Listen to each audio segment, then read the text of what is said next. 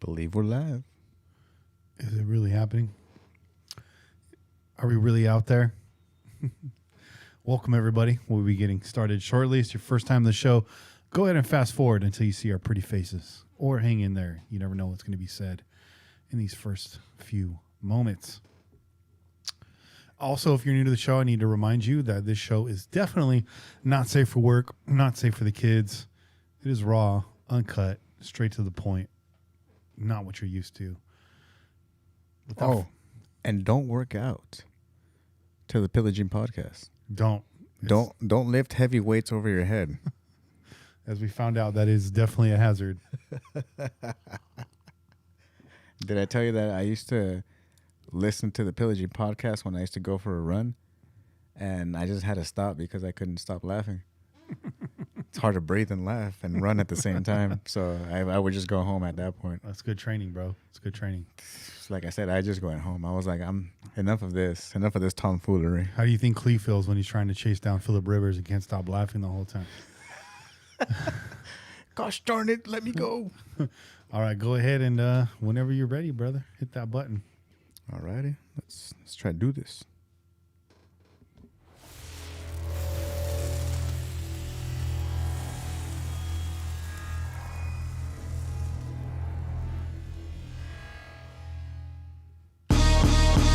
You're listening to the Pillaging Podcast, proud member of the Crow's Nest Podcast Network, companion podcast to PJ4F.com, the #1 podcast in Raider Nation. Tune in every week wherever podcasts are found. Call in and leave a message to be played on air at 408-909-PJFF. This episode brought to you by One Nation Fanwear. Check them out at onenationfanwear.com. Yo, it's time to pillage another podcast. I'm Kenny Stapler. What are you drinking, Bobby Wasabi? I'm drinking some Bear Bottle beer right now, but I can't see you. Where are you at, Kenny? My bad. Let me fix that for you. You tell the folks about this beer. Alrighty. And then we're going to tell them why Che's not here. Alrighty. This one, we're pouring this one out for Che. He's alive. This right here is a Small Secrets Hazy Pale Ale. Normally we got the old IPAs, but look at that right there. Look at that. And it's actually green in there. That's why some of this stuff looks kind of weird right now. So let's go ahead and pour this out. It's from, like I said, Bear Bottle Brewing Company. Some good beer right there. Che actually put me onto this right here. Let's check out this pour. Oh, yes. Look at that. Nice and clear, actually. I thought there was going to be some sort of craziness going on. Actually, no, it's not that clear. It's a little hazy, but not too. Oh, hey, there's Kenny. Hi. I knew you were somewhere there. I knew it. But here's this chela right here for my brother Che. Salud, brother. So Che could not be with us tonight. Our thoughts and prayers go out to him and his family. That's all I'll say. But we're riding for you, brother. We're looking forward to seeing your face again. But you take care of you, bro. I don't even know what else to say, man. We love you, dog. Always, brother. We always love you, man. We always here for you. And we always drinking chelas. So that's right. Che's not here. Bobby is filling in as Che. That's why the name's right there. I'll do my best job. I mean, but my hair isn't as long as his, but I can scream, you got right. I think that was it. So what's the flavor like on that brew, man? Dude, it's pretty smooth. It's very crushable, believe it or not. But then again, it's like a 5.8, I believe. Okay, so that's an entry level. Yeah, definitely, dude. But it definitely do got some good flavor aid and whatnot. Is that going in the blue bin? Is that going in the blue cooler? I believe this definitely would be Che approved, blue cooler approved. All right. This is not gonna go hang out with those White Claws. All right, good. Nah, dude. Good to know. Yeah, White Claws hang out outside of the parking lot. Quick roll call, real fast. Looking at the chat, we got Manny Gomez, we got Chevy Raider. What's good? Raider Tori, good to see you back. Patrina Satfield, what's up, girl? Big shout out to you. Patrina donated another $25 via PayPal. And from what I understand, got up the nerve to leave her first voicemail tonight. So really, that's exciting. Yep. I saw Dapper Dan checked in earlier. We don't see him too much in the chat as much anymore, but I know he listens along. Shout out to Dapper Dan. Love you too, bro. I miss your face, man. I miss working with you, but we'll get back to business as soon as this madness is all over. Shout out to Silky Slim, Damage Incorporated, up early as usual after this Raiders dub. Raider Nug, our moderator, watch out. He's dropping the hammer. And of course, our good brother Pillaging Pete, Eddie Raider 714, and my brother in Kansas City, Gent. What's good, man? Good to see you. Hopefully you're still with us. In the chat is what I mean. John Shreve, shout out. Mile High Raider, what's good? Clifford Absher, he says, what's up? Pillaging Podcast, what's up with you, dog? Raider Rich, Lucas Fuller, it's good to see all of you guys in there. Enamel Red, James Lyles. It's a busy chat tonight. It's a busy chat. Raider Loke, the good doc, always good to see you, man. I miss our tailgate conversations. We'd go deep. Juice, what's good, man? Right down the street, yet so far away. Diego Lopez, rolling dubs back in the house. He was bringing that heat last week. Good to see you back. Raider Rowe, where the hell have you been? You only show up after wins. I'm calling you out.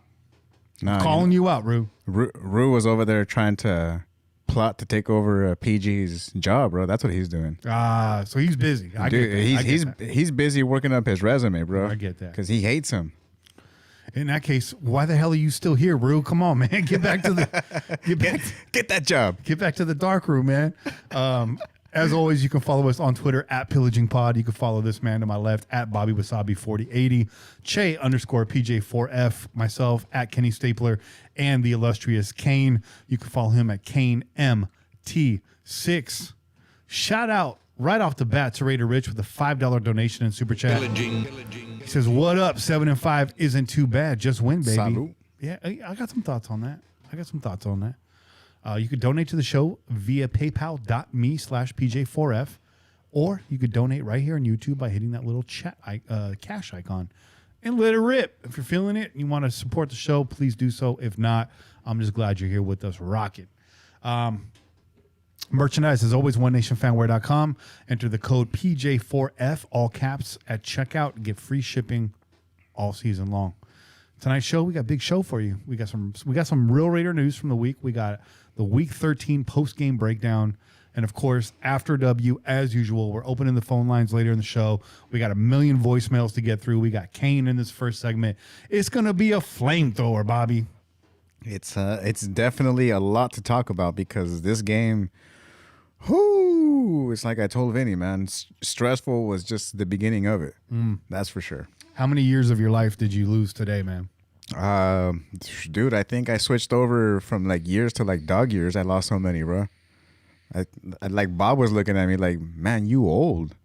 Yeah. You dog old. That's why he's looking at me, you know. So I was like, Little Bobo was looking at you like, I don't even know who this guy is right now. I don't even recognize this guy. Starting to get all geriatric, bro. My knee was hurting. That's why I was like, W's coming, man. I shouldn't worry. That knee's acting up. All right, let's get into some quick hits, man. Let's get into some quick hits. Marcus May calls out Jets defensive coordinator Greg Williams for the final defensive call in the game. If you were paying attention, you saw that was an all-out blitz with the nickel cheating up, linebackers cheating up, safeties cheating up, and Derek Carr just licking his chops, looking over there, seeing Henry Ruggs in one-on-one coverage against Marcus May. And Rugg, I mean, give May credit, man. He played well all game. Gave us a penalty when we needed one.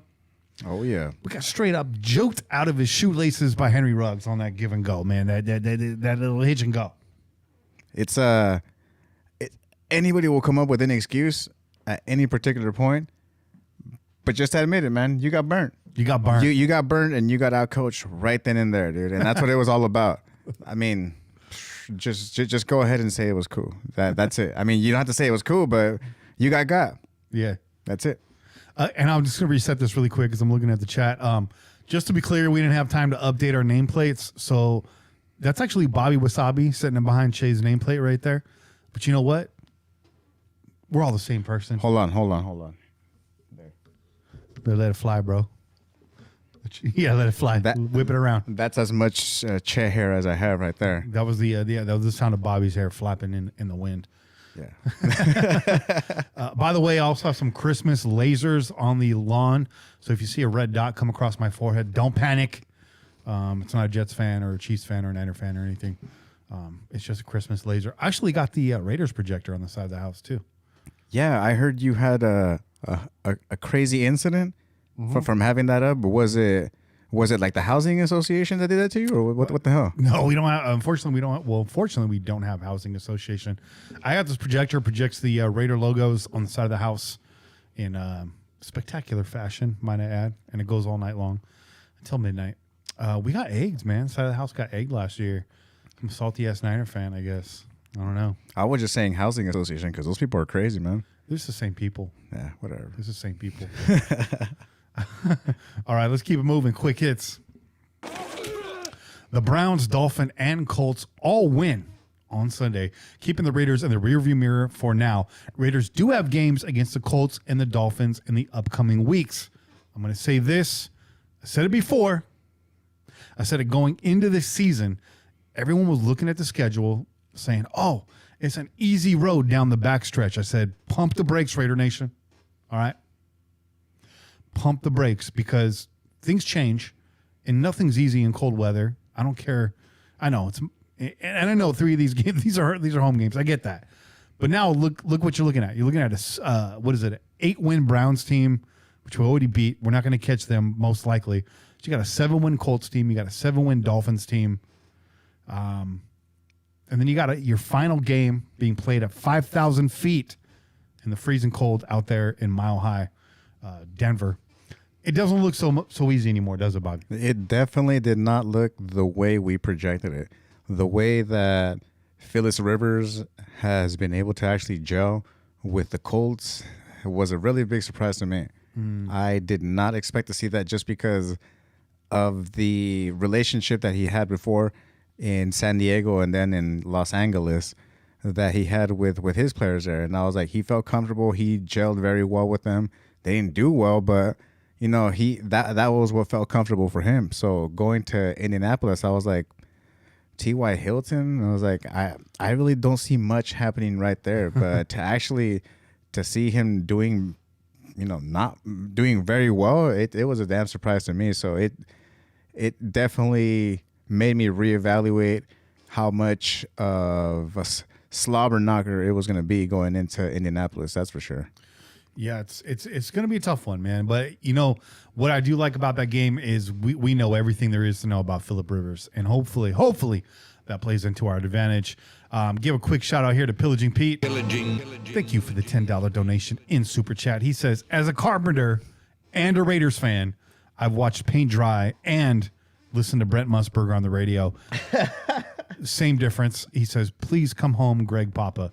I got a question for the chat. I got a question for callers. I got a question for Raider Nation. Would you take Greg Papa back if they allowed him back? Would you do so? I would, personally. I would. I'm not gonna lie. I mean, we've all said things when we've been hurt, but then again, you know, that's family right there, bro. And you know, family can piss you off. Family can say a lot of like messed up stuff that knows you because they know you, you know, so they could say all this messed up stuff, and so they could definitely get you. And he was definitely speaking from a place of hurt. So yeah, dude, it's terrible listening to Musburger, bro. I've had to listen to him because I've had to like, you know, run down to the store or something, and I had to listen to it. And, yeah.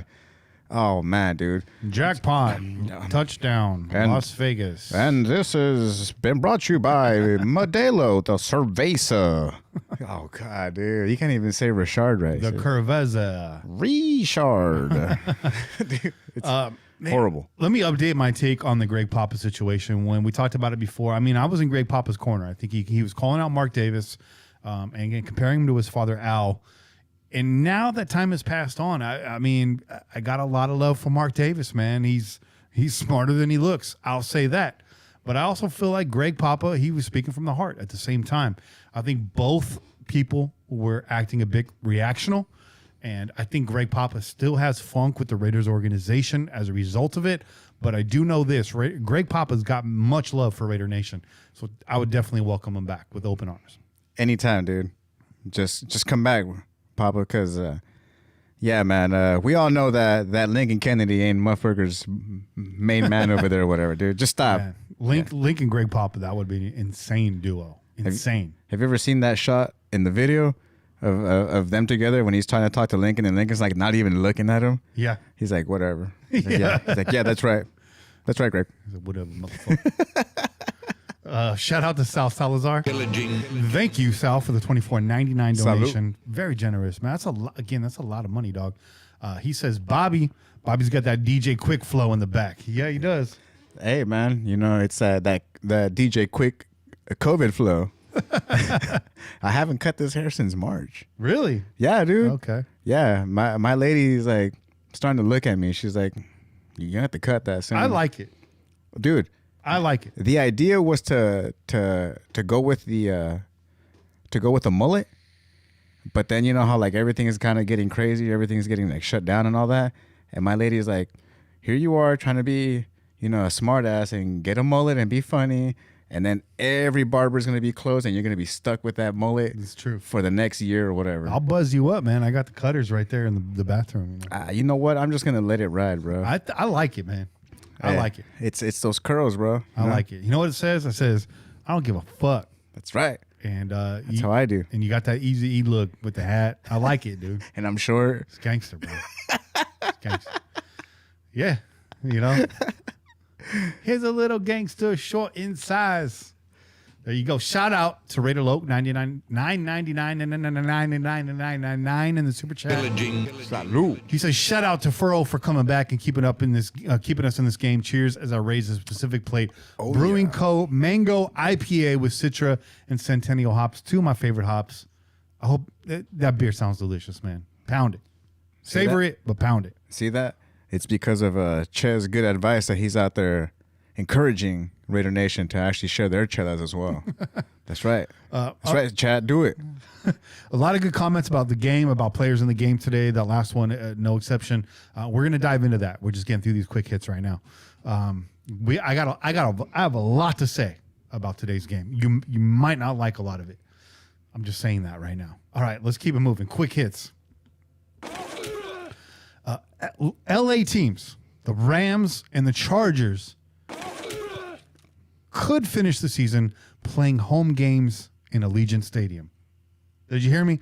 The Chargers and Rams might finish the season playing games in Allegiant Stadium. Well, guess what? You're not welcome here, bro. Hey, we tried to be in LA with y'all. Fuck you. I thought we agreed.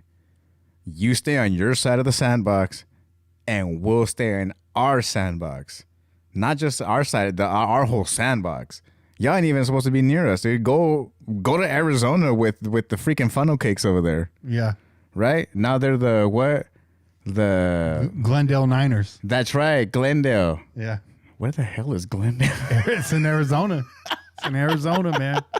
They got to go play in their rival state, man. Oh, man, dude. That's awesome. So all of this, obviously, as a result of the shutdowns in California imposed by Governor Gavin Newsom. Mark Davis, in response, wrote a letter to Gavin. It says, Dear Gavin, fuck you. Sincerely, Mark Davis. Actually, so this was being talked about. The Raiders were in talks about this. This is highly unlikely, given the fact that 3 of the Raiders' last, 5 games are going to be played at home. Sorry, 3. I think 3 of the last 4. My bad. 4 games left on the schedule. So, yeah, 3 of the last 4 games be played in Allegiant. That's just too much of a scheduling nightmare. They've already moved the Miami game around. I just don't see this happening. I think it's laughable that they even talked about it when the NFL wanted nothing to do with us in Los Angeles, and now you come into our doorstep. You can kick rocks. Well, there's plenty of space over there. What was it in Area 51? They could be part of that whole failed, what was it, mass of people that were supposed to go invade. There you go. Go out there. There's plenty of space out there instead of our area. Go somewhere, bro. Yeah, just don't go near us. Just stay away. Far away. You can go play in Tracy, California, because ain't nobody staying at home and ain't nobody wearing masks out there. Trust me, I was just there. Yeah, the shady ass redneck bar in the course I was at. Nobody's wearing masks. Everyone smelled like farts inside. It was not safe. Damn, dude, were they cleaning out the grease traps or what the hell? It smelled like the swamp. Yeah, it smelled like fucking ass swamp. Yeah, smelled like the water hazards. Anyways, let's keep it moving. Quick hits.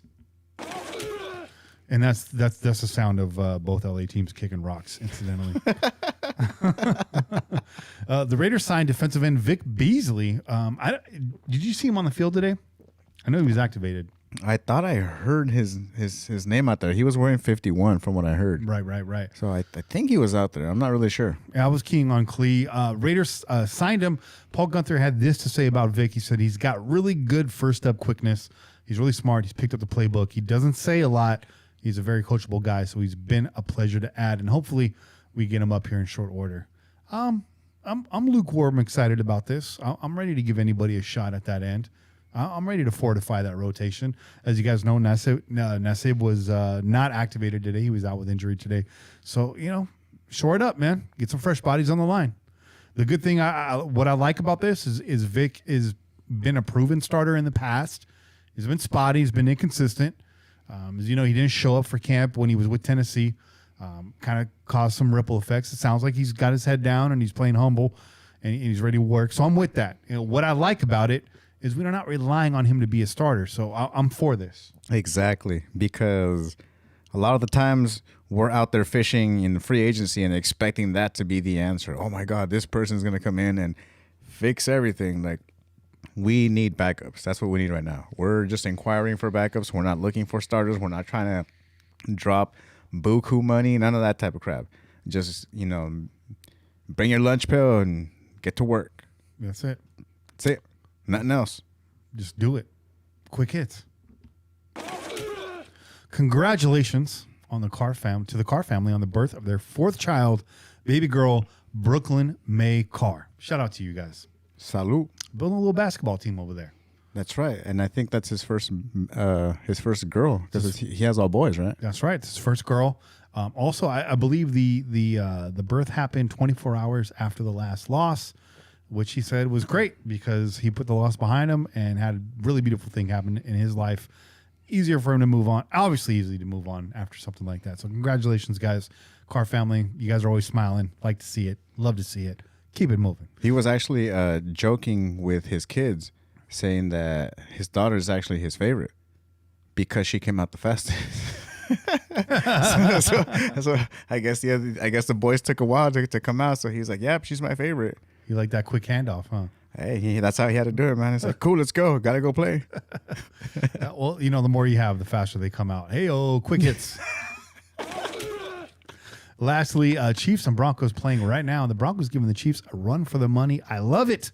This is basically the Broncos Super Bowl this week. In fact, let's get an update on that game. Where are we at right now in that game? Hey, when we checked it out last time, man, it was, dude, the Broncos were definitely making the Chiefs sweat. The scoreboard right now is 19-16 KC pulled ahead. They got 10 and a half minutes left. You guys are probably already watching this. Most of you guys this game's over. But you know what? I'm going to play radio guy and continue to update you on that as we move forward. And that was Quick Hits. Chew. All right, next up, we got I got a little injury update. I mean, we kind of just do these. It's after the game, but what have you. Let's just do it anyways. Jacobs, as you guys know, inactive for the day. Take what you need, Josh, to get better. We're going to need you on this run. I really wanted to see you in this game, but shout out to Riddick and Booker for getting the job done today. Only 75 yards on the ground, but hey, you were in there. 24 rushes, more than the 7 we had last week, or whatever the hell it was. Jen, I was talking to Jen on the phone. He's like, no, they should give Jacobs a week off. And I was like, Jen, they gave him this week off. And that was last week. I was like, he ran the ball like 5 times, bro. The vacation time's over. I don't care about that ankle. Yeah, that's true, man. He definitely had a time off right there. No, Jacobs, we're going to need him, though. But what was awesome is that seeing that blocking, man, from the running backs, dude. I loved it, dude. Yeah. I loved it when one of the linemen, somebody slipped by, and all of a sudden, boom, Riddick's right there to pick him up. And I was like, I was telling my lady because she was watching the game with me. I was like, you see that? She's like, yeah, she picked him up. And I was like, that's called leverage right there, babe. Yeah. I'm like, you get low enough, I'm like, you can pick up anybody. Just throw him on the floor and just bam. Yeah. He damn near saved Carr's career right there with that block. Oh, yeah. He was about to get a snot bubble. Abram was out today with a knee injury. His absence was definitely felt in that secondary. This was not a physical defensive game. Up front, we saw from Cleveland. We're going to talk about that, but that secondary is mighty thin right now. Mighty thin. I just saw it in the chat, and I agree. We're about to say the same thing, Brew. I'm sorry. It was the good doc was about to say the same thing. Damon Arnett leaving with a concussion. Give that guy some time off. Man, Arnett's been through it this year. Dude, Arnett had to be taken to the side by the Zebras, man. I mean, normally they hate us, and they probably would have, let him in there, but they saw him, and they actually took mercy on him. They're like, you know what? Get him out of here, man. Yeah, dude. We got to let these kids, rest up a little bit, man, because we want them to come back and be out there hitting the way, Abram be hitting, dude. Just lay in the wood. That's what we want you to do. Yeah. We don't want you to hurt yourself trying to do that, trying to impress us, man. Yeah, facts. Big facts. Arnett left with a concussion, did not come back. Isaiah Johnson was out. We missed that too. Johnson, man, playing well. A guy that came back this week, and I don't know if I said it last week or not, but we jumped on his back a lot early in the season. We were definitely all over him last season. But a guy that's actually been making an impact in that secondary is LaMarcus Joyner. He was back today, and I was very happy to see that. You really have been pounding the table for him, man. Yeah. I've definitely everybody was paying more attention to Littleton. Littleton this, Littleton that, and obviously we've seen nothing from Littleton. Mm-hmm. If anything, he's sidelined right now. So, yeah, dude, Joyner for damn sure, dude. Stepped up. Yeah. Go ahead and smash that like button if you like what you see from Joyner right now. In fact, just if you're here in the chat, you should already be hitting that like button. Please hit that like button. Do it. And if you're not hitting the like button, I got one question for you. How come you coach him but not me? By popular demand. Yo, I love how everybody was dropping those gifts, bro. They're coming hard with the blood sport. That's hey. That's gonna be the next transition, bro. We need a transition backdrop like that. Also out today was John Simpson, who's been out. Carl Nassib was out today. Also missed today, I feel. Now Simpson's been playing well on the edge. I like the way he gets his arms up on pass plays as well. He's a disruptor.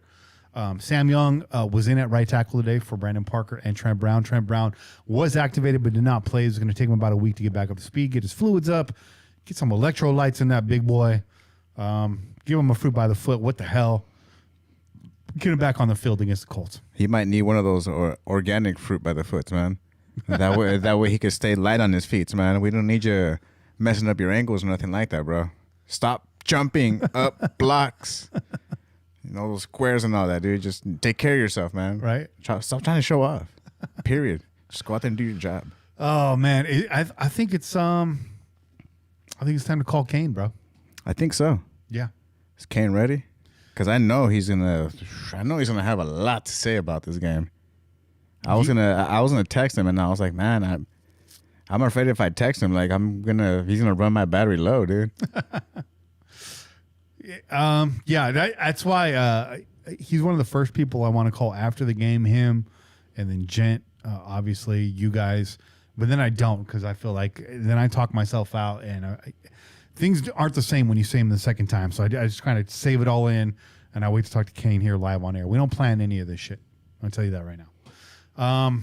Yeah, smash that. Raider Nug says, smash that like button if you almost had a heart attack today. Damn near everybody should be in that like button. Yeah, dude. Let me smash the like button if I haven't already. Yeah, Jets fans too. Jets fans too. It was both sides, man. We were all in this. Oh man, dude. Smash that like button if you've ever had to stand in freezing cold rain for one of them Taylor sandwiches. Right. Oh yes. Yeah. Oh yeah. That would be me. I'm in that gang. Dude, you had your feet right next to that barbecue grill there. Thought you were gonna cook your feet, man. I had my feet in the barbecue grill, bro. I was sitting on the edge of it, my feet in. I thought I was at a hot tub, bro. I was just chilling. Anyways, let's go to Kane. We'll take a short break. We'll be right back with Kane's Corner. Yeah.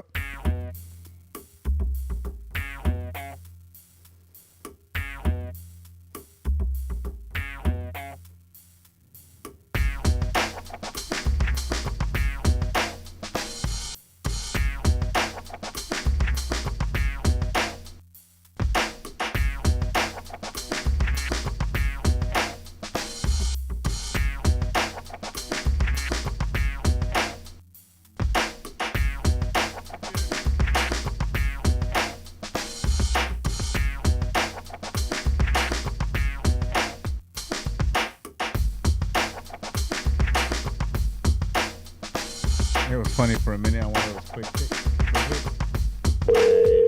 the other one. Turned off my camera. Yeah, oh shit. And I was like, Patton is turned Hello? Hey, what's up, Kane? Hello? Hello, can you hear me? Kane, Hello? can you hear us? Hello? My bad. I keep doing that every week, man. How you doing? Can you hear me now? What's going on? What's up? Yeah, I'm good. What's going on? What's going on? Hey, stand by. I'm going to bring you on right now. Okay.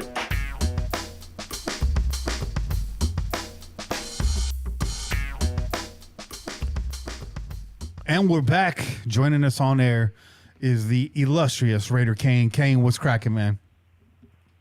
Oh, nothing much, man. What's happening with y'all today, man? You know, semi-basking in this win. I got some reservations. I don't feel 100% about it. It's a win. I'm going to take it. I'm happy we got out of there with a W.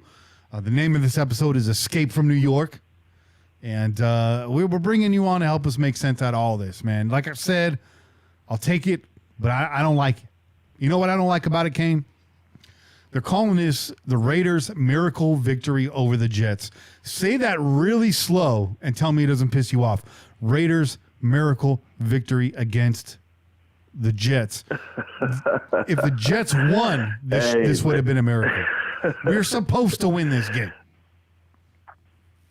Hey, man, you know, it's one of them games where you had to travel across the country and, you know, you facing a team that's 0-11. They looking to get a victory, and they've been beating you, the last 6 times you've been there, you lost. So, you know, the numbers didn't look too good for the Raiders this week. But we like you said, we escaped from New York, man. I mean, you couldn't look. I didn't think it was going to be a victory. I mean, I didn't think it was going to be a blowout. I didn't think we was going to go in there and just blow this team out and just make a statement like, oh, you know, here we are, we back. You know, we got our chest poked out. Yeah, we fucked up the last 2 weeks, but we finna show y'all. No, I didn't really think that was gonna happen today, man. I kind of expected that it would be a close game like this, and it was. Yeah. You know, I mean that. You know, yeah, that's what I've been thinking all week. That's what the league has been. I mean, you know, most writers been thinking the same thing. You know, it's just we just got to win. That's all we needed. We needed to win. Did we need to win convincingly? No, we needed a win, and we got one. So there we go. It wasn't convincing, not at all. Yeah, but we got the win. Yeah, and I mean, you've been saying trap game for the last 3 weeks, and damn near it was. In fact, when we revisited our predictions, me, you, and Bobby all had this as a loss before the season, and we committed to that just a few weeks ago when we revisited these things because we were there last year and we saw what it felt like, we saw what it looked like, and even coming off of last week, you know, starting to wonder, are these young cats hitting the wall? Is this team falling apart? But I will say this. It wasn't pretty, but this team did not quit at all in this game. It was a dogfight, but they did not quit. Absolutely, I agree with you with that. I think the defense finally gave us something to look. You know, it wasn't a week where you'd be like, God damn it, damn. No, it was like, wow, play after play. Cleveland Farrell showed up this week, big time. You know, after being out a couple weeks. You know, Max Crosby looked great. You know, Jonathan Hankins, you definitely got to re-sign this cat. Yep. You know what I'm saying? Yep. Mm-hmm. You know, they showed up this week, man. D-line, major props out to the D-line this week, man. Y'all did a good job. You know, they ran the ball a little bit on us, but you kept us in the game. And that's all we can ask for with this defense at this point. Bend but don't break. You know what I'm saying? Yep. Bend but don't break. The D-line was making plays in clutch moments. Klee exits this game with 3 QB hits, 2 sacks, and a forced fumble. Easy to say defensive MVP for this game. Would you agree with that? Oh, Farrell, absolutely, without a doubt. Farrell is the defensive MVP. Showed up this week big time. You know, 2 strip sacks, and he had I think 2 strip sacks and an individual sack. He run stop in the back. You know, he had a couple of behind the line tackles on the running back. Yep. I mean, this guy was all over the field today. So we got to give it up to him. Yeah. You know, and yes, I'm gonna definitely give that defensive MVP to Farrell today. Absolutely, without a doubt. I think if this secondary is healthy, this game isn't as close as it was. I think this defense is a little bit better than what we've seen. We just haven't seen it at full strength for the majority of the year. And Clee coming back, you know, I listened to his interview after the game, definitely came back with a chip on his shoulder. You know, he said in his post-game interview that he felt like the reason why they lost last week is because he wasn't playing. Some might look at that and being, that's a little self-centered. No, that's a guy that knows he needs to be on the field. That's a guy that's craving that playing time. That's a guy that knows he's a leader on this squad, and he has a responsibility to lead this unit, and that's exactly what he did today. Not only that, too, but he wants to prove it because everybody has been cracking on him saying, oh, well, this was your first round pick and blah, blah, blah. So he has something else to prove as well, the same way that Colton Miller had a lot to prove as well. That's why he played through all of that pain that he played through. He had a messed up knee and all that bandaged up, and he still kept going out there day in and day out and trying to make it happen. And with Clee, he had to be out, unfortunately, for those couple days, but y'all said it the best too, man. Like, we need him out there, and today he demonstrated why it is that we need him out there, man. Yep, and we need a second Nick Kwiatkowski. That's what we need. He still gave up 200 yards on the ground. Very concerning. Very, very concerning. Let me say this. We talk about the defensive line. Let me know what you think about this, Kane, Bobby. There is something wrong with this offensive line, and they're not saying it. These guys are playing injured. One thing that stands out to me is I can't remember a season in recent history where Gabe Jackson has played every single game. And Gabe Jackson, to his credit, has been there every game this year playing lights out, except the last 2 weeks. Gabe Jackson, Colton Miller, of course, that right tackle position has been a rotating door. The last 2 weeks it's been shaking. Colton Miller, I fear, is injured. Gabe Jackson, I fear, is injured. Hopefully Trent Brown can come back refreshed. Rodney Hudson playing well. But Rodney Hudson doesn't miss snaps regardless. I kind of feel like Rodney's probably had that conversation with Gabe this year. You know, the conversation about there's a difference between playing hurt and playing injured. But I think these guys are playing injured. I think these are undisclosed injuries. What do you guys think about that? Because this old line was rolling until last week. Okay, I'll go first. Well, I mean, I feel like it's that time of the year. We're in December. We're in week 13, and so guys are going to be nicked up. Guys are going to have little injuries. Guys going to have to push through them. You know, and there's probably some I don't want to say major something that they would have to report, but there's some nicks, some bangs, some bruises going on. That's the heart of our offense is our offensive line. So those guys work hard every week. Yep. So, you know, with that being said, those guys probably got a little nicks and bangs, but they still pushing through it. You know, Gabe Jackson and Colton Miller, you know, it's starting to tear down a little bit. It's starting to wear and tear. The wear and tear is starting to show. But they still out there battling all week. I mean, who do we have to go to if we don't have those guys? So, you know, props shout out to the offensive line for hanging in there and just fighting through this. But, you know, we would like to have everybody healthy for the playoffs. And right now in December, everybody's nicked up. And this is the time of the year, if you want to make the playoffs, you got to fight through those little injuries, man. You know what I'm saying? Or those little things that don't get reported on the injury report. Yeah. You got to fight through them. Yeah. And this is that time of year. So a playoff team does that. Yeah. And especially the way this year has shaken out, it's more understandable that actually can be the underlying effect that's actually happening with our offensive line. I mean, you have to think about it. Look how many injuries have happened throughout the NFL because of the weird season that we've had. The lack of a real off season where, you know, the guys were able to hang out with each other and try to work on their own. Plus, you know, being out there, you know, for training camp and whatnot, a lot has changed. So it is very quite possible. I definitely can see that. And Sam Young had his worst game so far. He's done okay in spot duty. He was getting turned around all day today. So, Trent Brown, hopefully Trent Brown coming back anchors us. We're able to run to that right side again. That's our bread and butter. We haven't seen that for a couple weeks. You see it on the stat sheet. Major impact. We need Brown back. We need our starting right tackle back. And did you see Trent Brown's tweet earlier today? I didn't. No, I don't know. I'm sick as fuck. Like with prayer hands. Oh man. And a heart. Like, what is he talking about? I mean, he might. We need Trent Brown back. We need him back, and he had a rough go of it. So did Klee. I mean, Klee said that COVID kicked his ass. These guys, yeah, they're big guys, but I mean, they run faster than me and you. At that size, these guys are athletes, man. Mm-hmm. These guys are specimens, man. And this shit is kicking their ass.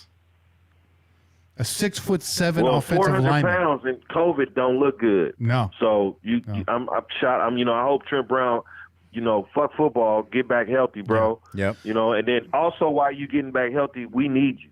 Yeah. We need you. Eddie Raider in the chat just said that Trent Brown's homie died, and that's what that tweet was about. So thanks for the context, Eddie. Appreciate that. And Beto too. Thank you very much. I did not know that. That's tragic. That's tragic. This whole thing definitely affects a lot of different people different ways. Some people can be those asymptomatic, carriers or whatever, and they're fine. And then some other people, it just completely takes them out, and it takes a lot for them to get healthy and come back. So, be safe out there, everybody. Don't go out there carelessness or whatever. So bright spot. Wear a mask. Wear a mask. Jill. But it's hard to watch because once again this week Carr was hit 6 times. I think he was hit like 5 times last week. He was sacked twice this week. He was sacked last week. Doesn't have the kind of time he had earlier on in the season, and we're starting to see that regression again. We saw this game ended in dramatic fashion, and I'm not taking anything away from Ruggs and Carr on that last play. You're going to see that highlight over and over and over again as we move down the stretch. Anytime they mention Ruggs, they're going to replay that highlight. It was fantastic. It was amazing. That play could have ended twice before then. But, you see Derek Carr overthrow. You see Derek Carr underthrow. You're starting to see those lofty, deep balls again from Carr. And we've seen that he got back to his form, but we know where that comes from. It comes from being scared. It comes from being on the run. It comes from having to retreat and throw off that back foot. So it's really scary right now what's happening with that offensive line, especially now that we're in win now mode. We got to win out. We got to win out this season. And check the PJ4F.com website, because every week we're posting a new article. Well, not a new article. We're posting a series of articles that have been a staple of our site for a while now. It's Tuck Rule Fool, one of our longtime blog contributors. He puts out the playoff pontificator. Yep, and he goes through all of the percentages and likelihoods of the Raiders making the playoffs and all the different outcomes and situations. And I know you read that kind of stuff on ESPN and everything every year, but we do have a writer that contributes directly to our blog, exclusively to our blog. He's a good writer. You should check out his work, man. He spends a lot of time on that. Shout out to Pillaging Pete. Pete, thanks for the $5 donation. He says, ask Kane who would win in a street fight between Lincoln Kennedy and Trent Brown. Ooh, that's a good question. I'm gonna say Lincoln Kennedy. Lincoln Kennedy is a tough SOB. I'm Lincoln Kennedy hands down, bro. That's them two big motherfuckers, but Lincoln Kennedy hands down. It's that big AFC championship ring he's got on the right hand, man. I've seen that thing up close and personal. Yeah, that's right. He came by the tailgate one year and you just put the fist out for the bump, but it was like right in my face, and I'm like, that's a big ass hand. That's a big ass ring. That ring I could have put 3 fingers in that ring, bro. His fist was like the size of my head, bro. Yeah, no. like that ring was the size of like Kennedy my eyeball. Is a friend of the show. We biased. I mean, that was. He's a friend of the show. Tell Trent Brown win an AFC championship. You can't even compare the two. This Lincoln Kennedy is a tough motherfucker. Not only that, he tough too, because Lincoln Kennedy don't shy away from mobbing out there in the tailgates. Yeah. And if somebody act up, he'll correct them. And don't forget the time Lincoln Kennedy walked into the stands of Mile High Stadium and put the fear of God into a Denver Broncos fan.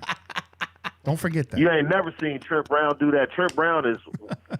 Trent Brown was eating fruit by the foot, man. Yeah. Lincoln Kennedy, the hands down. Yeah, Lincoln Kennedy knocked the fruit roll up out of Trent Brown's mouth. I'll tell you that.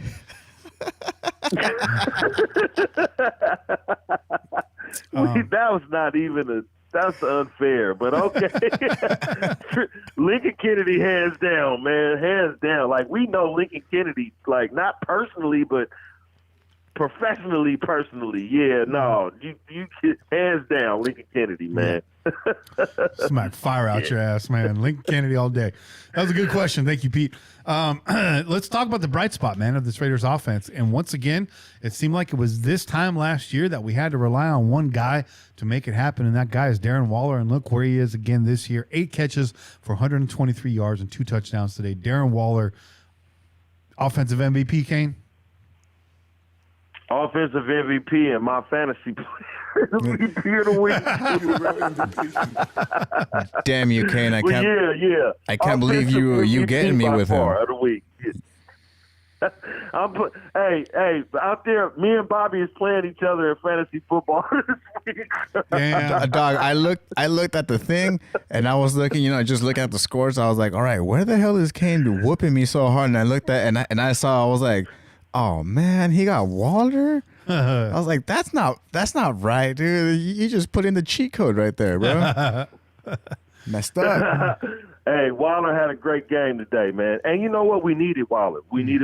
I think we need Waller more so than ever right now because Aguilar has been inconsistent with his pass catching these last 2 or 3 weeks. And, I think Carr, I was talking to the people. I was at the game. I was watching the game when I was like, I think Carr is going to eventually lose his confidence in Ruggs and Aguilar if these guys don't pick it up. And so it was good to see Ruggs make that last play, but it was great to see Waller, be the MVP of today. But at the end of the day, man, somebody got to step up, and Waller stepped up. Well, Waller stepped up. What he had 10 receptions for 113 yards or something. Actually, the chat just reminded me he finished with 200 yards. Yeah, and I checked the box score, and when I was putting these stats in, shit! Yeah, 200 yards. Yep, 200 yards. Massive. Shit. Yeah, you got me bad, bro. That's why I said you got me bad on fucking fantasy points, bro. Mm-hmm. That's how I knew it, bro. But you know what, Kane? I'm glad you brought up Aguilar and Ruggs, man, because as you saw out there, Ruggs wasn't 100%, and Carr was targeting Aguilar a lot more. And my question to you was going to be, do you think that, not that he lost confidence in Ruggs, but that he never even got to actually build that confidence with him because he relied so much on Aguilar? Do you think that's probably why Ruggs is struggling right now so much? That I agree with you with, Bobby, and also the fact that I'm going to give you just a real synopsis.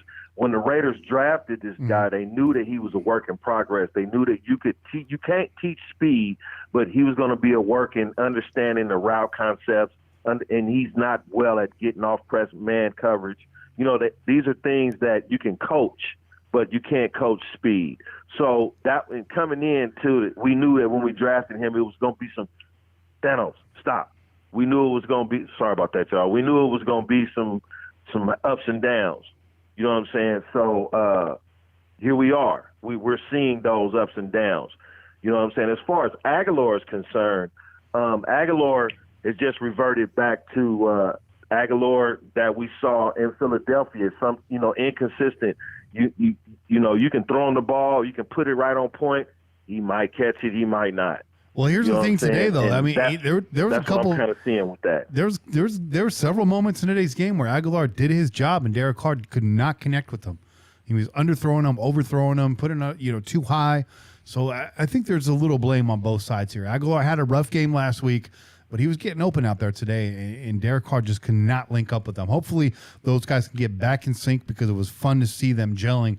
Aguilar's doing a hell of a job getting open on this offense. But you're right. He's getting open, but he's not doing a hell of a job catching passes. He's still inconsistent catching passes. Yes, he's getting open, but are you going to catch the pass when it gets to you? It's starting to be for me.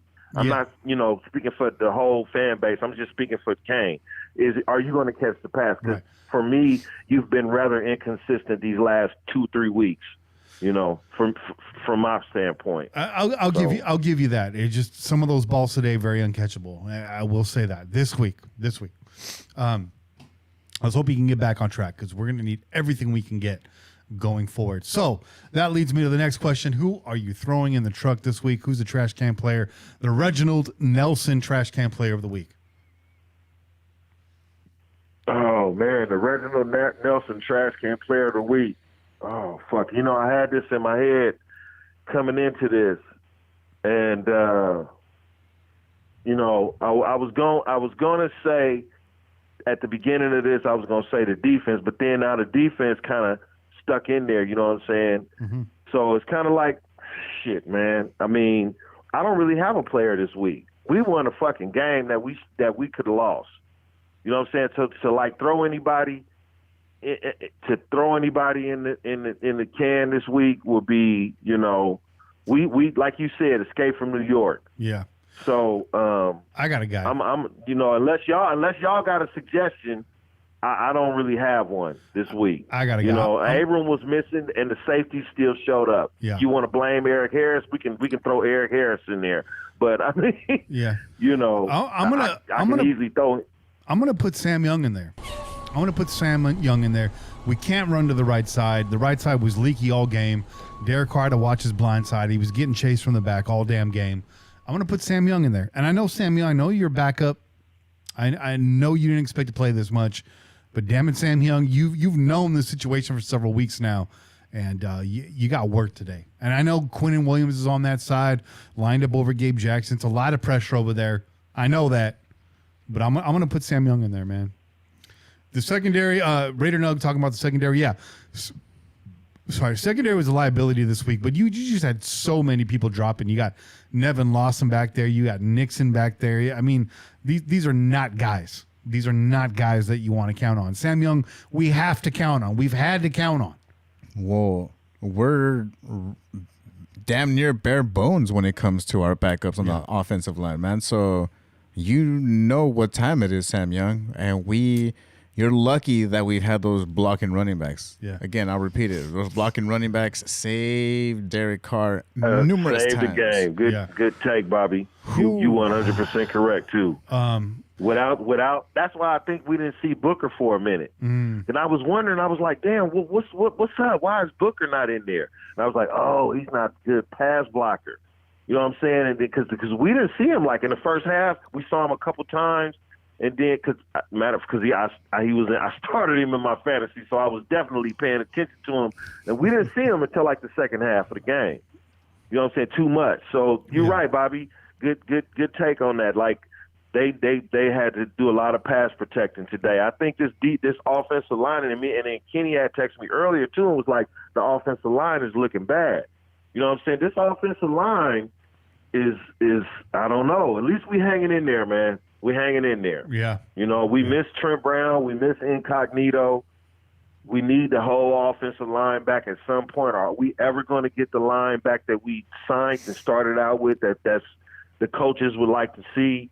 Are we ever going to get that line? I don't know. No. Hopefully they'll be back by the playoffs. Yeah.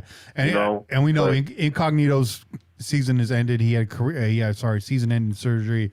I think it was last month or 2 months ago. So we won't see him back this year. We may not ever see him back. I mean, he may retire after this, but thank God Denzel Good. He's doing a decent job in there. But that right tackle, get Trent Brown back in there next week. Hopefully Josh Jacobs is fresh and ready to go. And we got Abram back in there. Get a little bit more presence over the middle of the field. And we might be looking pretty good. We're going to need Abram versus Phillip Rivers and the Colts. Absolutely. Oh, yeah. And Trayvon Mullen, shout out. How about that that one-handed interception by Trayvon Mullen today? Ooh. How about Hey, that? that's gonna be the highlight for the century, bro. That's like I never saw somebody catch a pass going forward and then corral it and he literally caught that with one hand. Like he had his Behind other him. arm wrapped around dude. Like he only secured it Mm-hmm. with his other hand. He corralled that pass with one arm. Damn near caught And it I with was his like, armpit. wow, this dude is strong. Yeah. You know what I mean? Yep. That's an athlete right there, So- bro. That's a certified athlete right Yeah. there. When you can actually contort yourself to catch that ball right there. Mm-hmm. Yeah, dude, that was clean, man. I was surprised. I loved it. And right on cue, because I said last week, Trayvon Mullen's going to do big things for this organization. This kid is a star in the making. You don't see it. It's quiet over there. Right on cue, Trayvon Mullen intercepts the ball with his armpit. I'll take that. And you know what, All bro? day. I like how you said that. Quiet. Quiet star. I like that. I love that, actually. Mm-hmm. And you know what? We got two good cover corners. Arnett is a very physical. He need to calm down a little bit. Stop leading with your head, bro. We like your physicalness. You know what I'm saying? But let up a little bit. You know, take some paycheck hits, man. You know what I'm saying? Because, like, you hurting yourself too much. Then you a good cover corner. You keep leading with your head, bro. You can't keep doing that every week. You know what I'm saying? It's like we're going to start calling you Glass Arnett in a minute. You got to start – you're going to have to start, you know, being smart, man, because he's a good corner, you know, and very physical. But that physical shit going to get you hurt. Yeah. Just like with Abram, he going to have to learn. You know what I'm saying? Yep. Those two, he going to have to learn, man. So And even though those are two physical defensive backs, he got to stop leading with his head. And Jeff Heath got a taste of that today too. Leaves the game with a concussion. Did not look good, but did leave the game. Left the game even after the game's done. Jeff Heath, the leading tackler on today's game. I never like to see a leading tackler in the secondary, but shout out Jeff Heath, man. You've been doing big things this year, and nobody saw that coming. So shout out to you, man. Hopefully everything's good up there in the brain cage. And Nick Kwiatkowski up there in the leading tacklers too, and also you had, you had a few guys up there. Who else do I see on that list? That was kind of surprising. No, the defense showed up today, even though, you know, it was the defense, you know, 28, 24 points, 25 points, whatever they gave up. I mean, that's better than the 31 you've been giving up. So, And you know, it's an improvement, you know. Shout out for the second week in a row. Nicholas Morrow played well last week. I thought Morrow's maybe one of the best games of his career came last week in that loss. And he was in on some plays this week as well. So, and your second leading tackler today, obviously Cleveland Furl. So, you know, defense was making some plays, but that rush defense, which was once the lone strength of this Raiders offense, is really missing in action. Faltering. Yeah.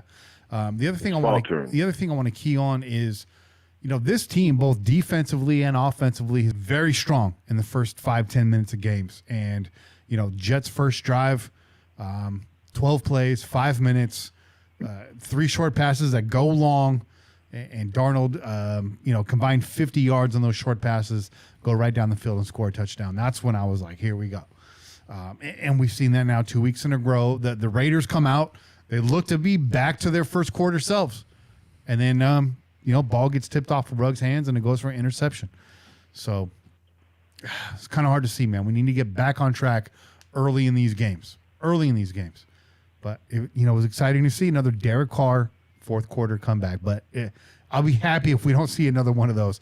I'd like to be winning these games in the third quarter. Yeah, exactly. Those Me too. 4th and 3s. But you know what aren't. I do like? What I am liking, I'm seeing from Derek Carr is what I saw today is Derek Carr is become poised in the pocket. He's moving. And yes, he's giving up sacks, but he's not skittish. He's not tapping them feet. Remember, I used to say, like, boy, look how he jump around back there. Them happy feet. He's just poised. He's back there. He's surveying the field, and while that pocket is collapsing around him, he's making that last minute throw. Mm-hmm. If he get hit, but he's making those throws. Whether they get tipped, hey, look, get tipped, bro. At least you're doing it. You know, if you're making at least you're not throwing interceptions and the defensive line is tipping them, you can't avoid that. But you're trying to make the throws. You're standing back there poised, surveying the field, looking through going through your progressions. Derek Carr has impressed me this year, definitely. And for all the shit that I talk about this dude, this is coming from somebody that's been a harsh critic of this guy. He's playing better than he has the last 2 years, definitely. He's impressed me this year. You know, even with all the sacks and all the fumbles and, you know, whatever, his miscues and this and that, there have been a lot less of them. And I can honestly say when we step on the field as an offense, I feel confident that we're going to score a touchdown. Yep. And it's up to you as a defense to stop us. Yep. Whereas opposed to me not feeling like that before. And I got a couple points to that because people were scratching their heads like, why did we bring Greg Olsen back? When Carr first came onto this team, you know, he was a baller. He was aggressive. It was Olsen that got his footwork set. It was Olsen that was working with him on his pocket presence. And he comes back now, and we're starting to see Carr settle in. And there's a lot of factors there, right? We started off with the offensive line rolling. It's his third year in the system, but Greg Olsen has a big part of that, Derek Carr's footwork. That's why he brought him back. He's the Derek Carr whisperer. The other thing I want to say about that is a play that stood out to me early in today's game was a play that Carr would not have made the last 2 years. And I think it was right before we go in for our first touchdown. Derek Carr finds Darren Waller on a deep out. It was a 28-yard pass over there on the left sideline. You know, he had space, but there's Jets defenders in the area. Now, Waller found the safe spot in the zone, but in the past, Carr would have shied away from that. He would not have looked at that. He would have seen Jets defenders, even within 5 yards, wouldn't have made that throw. Now, that's a throw Carr makes 4 or 5 years ago, but during his regression would not have made. He would have opted for a safer, check down. Instead, he throws a freaking laser beam in there, and it sets up the go-ahead touchdown. Or sorry, it sets up the tying touchdown for the Raiders to go 7-7 right there. So I liked seeing that. Now, one thing I want to key on with this offense, a guy I'm a big fan of, but with reservation, is every time we see Jalen Richard featured in this offense, like predominantly more than a third down back, he fumbles. It definitely has. That's why when we signed him, I was a little bit confused because of that. I love that he can definitely come through a lot of times, but like Kane said, it was like with Aguilar, it's like there's not a lot of consistency. And that was one of my biggest fears, especially, when they're out there, kicking the ball too, when they're punting the ball. That was always one of my biggest fears, man. And so it definitely does, as we've said before, it gives us the feeling of, well, here we go again. Yeah. Here we go, dropping ball again. Another bonus we saw today, Derek Carr running a touchdown in, extending over the pylon, and holding on to it. Oh, yes. Ooh, dude. You know what? I was like, ain't you tired of doing that shit, bro? He told us. He told us, he said, I would do it every time. And I was like, all I could hear was him saying that when he did it. I was like, all I could hear was him saying, like, I told you I would do it again if I had the opportunity. He's like, I told you, Kane. Like, well, at least you held on, motherfucker. You know what I'm saying? He did that for you, Kane. He was like, I'm going to do this for you, Kane. Yeah. I'm going to run it and just hold it out there a little extra to the left. Yeah. Dare I say we missed Corey Littleton this week. I'm looking at the plays here, things I have highlighted. A lot of these big gashes on the ground came off the end, came off the left end. You know why? Because the speed at the linebacker position is not there. Kwiatkowski's nice. He doesn't have the speed. He makes up for it with the angles. But we need that sideline-to-sideline linebacker. Corey Littleton got a little bit more speed, able to lead the defense there, not always making the tackles. So we missed that. The ends were killing us today. And I'm not putting that on Crosby. I'm not putting that on Klee. When they're stretching these rushes out to the side, these defensive ends are getting trapped on the inside. And that's our linebacking crew that needs to be there. That's Jonathan Abram also that needs to be there. So both Littleton and Abram missed today when it came to the edge. And it's a little bit of aggression, too. Yeah. It's a little bit of over-aggressiveness, too. Yeah. I think they play it. I think, and I saw this today. I was like, oh, you know what? They playing on our over-aggression. All they do is let us rush up, and they just rush forward. We did. You know what I'm saying? Yeah. But luckily, our I'm sorry, our pass rush got there today. But yeah, I agree with you with that. Yeah, we were blitzing a lot today, but when you don't got Abram in there, it gets a little rough. I'm liking Morrow on these blitzes, man. Morrow's got the speed to get down there, and I'm liking that. He's looking good on these blitz calls. So I love that. I love that. Shout out to Good Dog. Take care, man. He says he's taking off. Those are some of the big plays that I had. Oh, here I got more, but those are the ones that really stood out to me. And I know the Ruggs play is going to go down as the play of the game, but that 38-yard catch and run for a touchdown by Darren Waller, that was huge. That was huge. Yeah, D-Wall definitely. I think that I will say D-Wall definitely, in my personal opinion, gave Carr that confidence again, man, to start slinging the ball out there, man. That's why he would, that's why he basically connected with Ruggs at the end, man. Because if it wasn't for that, if it wasn't for D-Wall saying, like, check it out, look, I could get out here, man, and I'm not as fast as your fastest dude on the squad. So go ahead and let it rip, man. And that's why he stood there, man. And like Kane said, man, like, that's the one difference I see with Carr this year as I have with the last couple years, is that he has that confidence, even though we have a dude that can miss his assignment, and all of a sudden we have a back right there just, taking up that last minute block to give you that last little nanosecond, quarter second, whatever it is, to go ahead and just to be able to jump up and throw it or whatever it is. Yep. I appreciate that, man. I really do, because in DC, same thing, man. Like Kane said, I'm one of his biggest critics, but that doesn't mean I want him to fail. I want him to succeed. Yeah. And he's definitely proved that he can succeed. And now Darren Waller, a guy that's too big for safeties, too fast for linebackers, demands a double team. But you got a guy that's too fast for everybody on the other side, Henry Ruggs. And if both of those guys are taken away, you got another safety valve, and Hunter Renfrow and Nelson Aguilar, getting some separation this year. So, there's options now. There's options now. The last year, the wide receiver core was completely depleted, and all we had was Darren Waller and Josh Jacobs. Now, even with all these injuries, we have options, and you love to see that. Love to see that. Let's get back to running the ball next week, though. Trent Brown, come on back.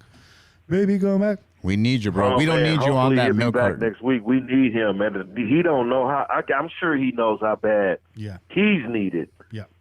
We definitely look. If we just get him back for the playoffs, I'm good with that. If you had to sit out all season to get healthy, bro, because you wasn't conditioned or whatever, I get it. You know what I'm saying? But now let's get you back on the field for at least for the playoffs. For real. You know what I'm saying? Let's. Yeah, man.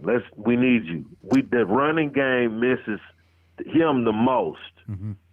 Absolutely the most. Yep. So. Yep.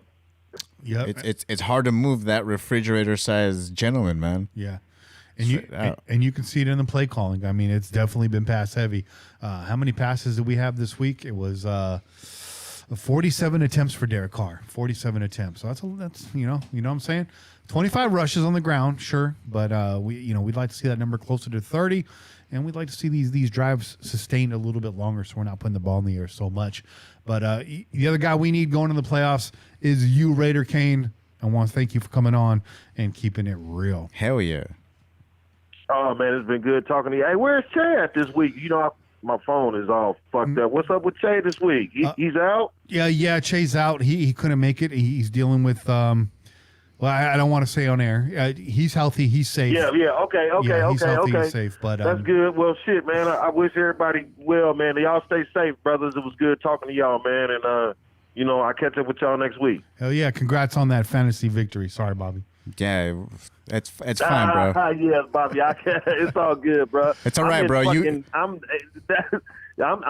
like 8th or 9th. I'm trying to skate into the play. I'm like, hey, I needed to win these last 3 weeks to make the playoffs. So, I don't know. We'll see what's up. I might not even get there. The way I see it, Kane, you just beat my Yahoo team. Remember? You were talking all this shit about, the only reason. All right. Check it out, Pillagers. Kane was talking shit on our league over here saying, Oh, that's not really Bobby's team. That's Yahoo's team because Yahoo picked his team. It was auto drafted, blah blah blah, and I was like, "That's cool." Because you just beat a Yahoo team, bro. About you and Andrea and Heidi, all three of y'all. I was like, "Hey, if you auto draft your team, that's not your team. That's Yahoo's team." Half of my team is Yahoo team, bro. Right? I was able to pick a couple rounds, and then I had to go to that birthday party, bro, because it was my sister's birthday. I wasn't gonna miss that, but half of that's my team. All right. As long as I got Jacobs, I was like, Bobby, it's just fantasy shit talking, bro. It's all love. It's just fantasy football shit talk. Hell yeah. I love playing with y'all, dude. I mean, I ain't good, but I love being a spoil sport, you know, just messing it up for everybody. That's my goal. My goal is just basically like if you're going to place good and go into the playoffs, I want to make sure that you get like someone messed up because, you know, I totally messed up, you know, your points or whatever. So that's the way I play it. All right, guys. Man, guys. do you know I'm the fourth highest scoring point person in the league, and I'm in 8th place. We got a pretty tight league. I like this league. We need to keep it together. I like it. Hell yeah, you know it's fun. Dude. Like fuck, like I keep going through the points every week. I'm like, damn, I'm the 4th highest scoring motherfucker in the league, and I'm in 8th place. It's like this is a pretty competitive league, so it's all good. You know, it's all good. Hell yeah. All right, brother. But it's good, brothers. I'll talk to y'all next week, man. I know y'all got the rest of the show to do, so good to talk to y'all, brothers, man. Hell yeah, man. Peace out. Take care, Kane. All right, peace. Peace. All right, it was a great call. Solid. Always good to have Raider Kane on, man. Hell yeah, man. He's definitely sobers me up a lot, man. Because I'm usually, you know, up here and high and damn near to the level of a, you know, Raider homering over here, you know, like hella hard, bro. But, you know, he reminds me, man, he keeps me cool. He keeps me on a level, you know, we need Kane, bro. Yeah, he's got a great balance. I mean, you know, big Raider homer, big Raider fan through and through, born and raised, but is able to separate from that and call it as it is, and that's why we love him. Foundational piece of the show, co-founder of the Pillaging Podcast with myself. So shout out, Kane. We love you bigly. Hell yeah. Don't think that just because he's not on for both segments of the show that he is the show. You know what I'm saying? It's just geographical. That's the only reason for it. If he could be, he'd be in the studio every week with us. So we love you, brother. That's right. And he hustles, yo. So he got to get up early. Yeah. Like before I do, man. Like he's out there, you know, waking up the roosters to wake everybody up, bro. Yeah. That's Kane right there, bro. Hardest working man in Raider Nation. Hell yeah. Shout out. Speaking of which, let's take a break because we're working really hard over here. And I need to use the bathroom. Ooh, that's right. I just already went to the bathroom, bro. For real? Yeah, I have a dog, you know, because Bobby Boy's with me, so I have one of his poo bags. So I just let it rip in there, bro. That's enough. I got to toss it out the window, bro. All right, we'll see you guys on the other side. We out you.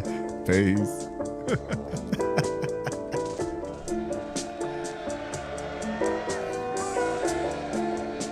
Sound roll 66.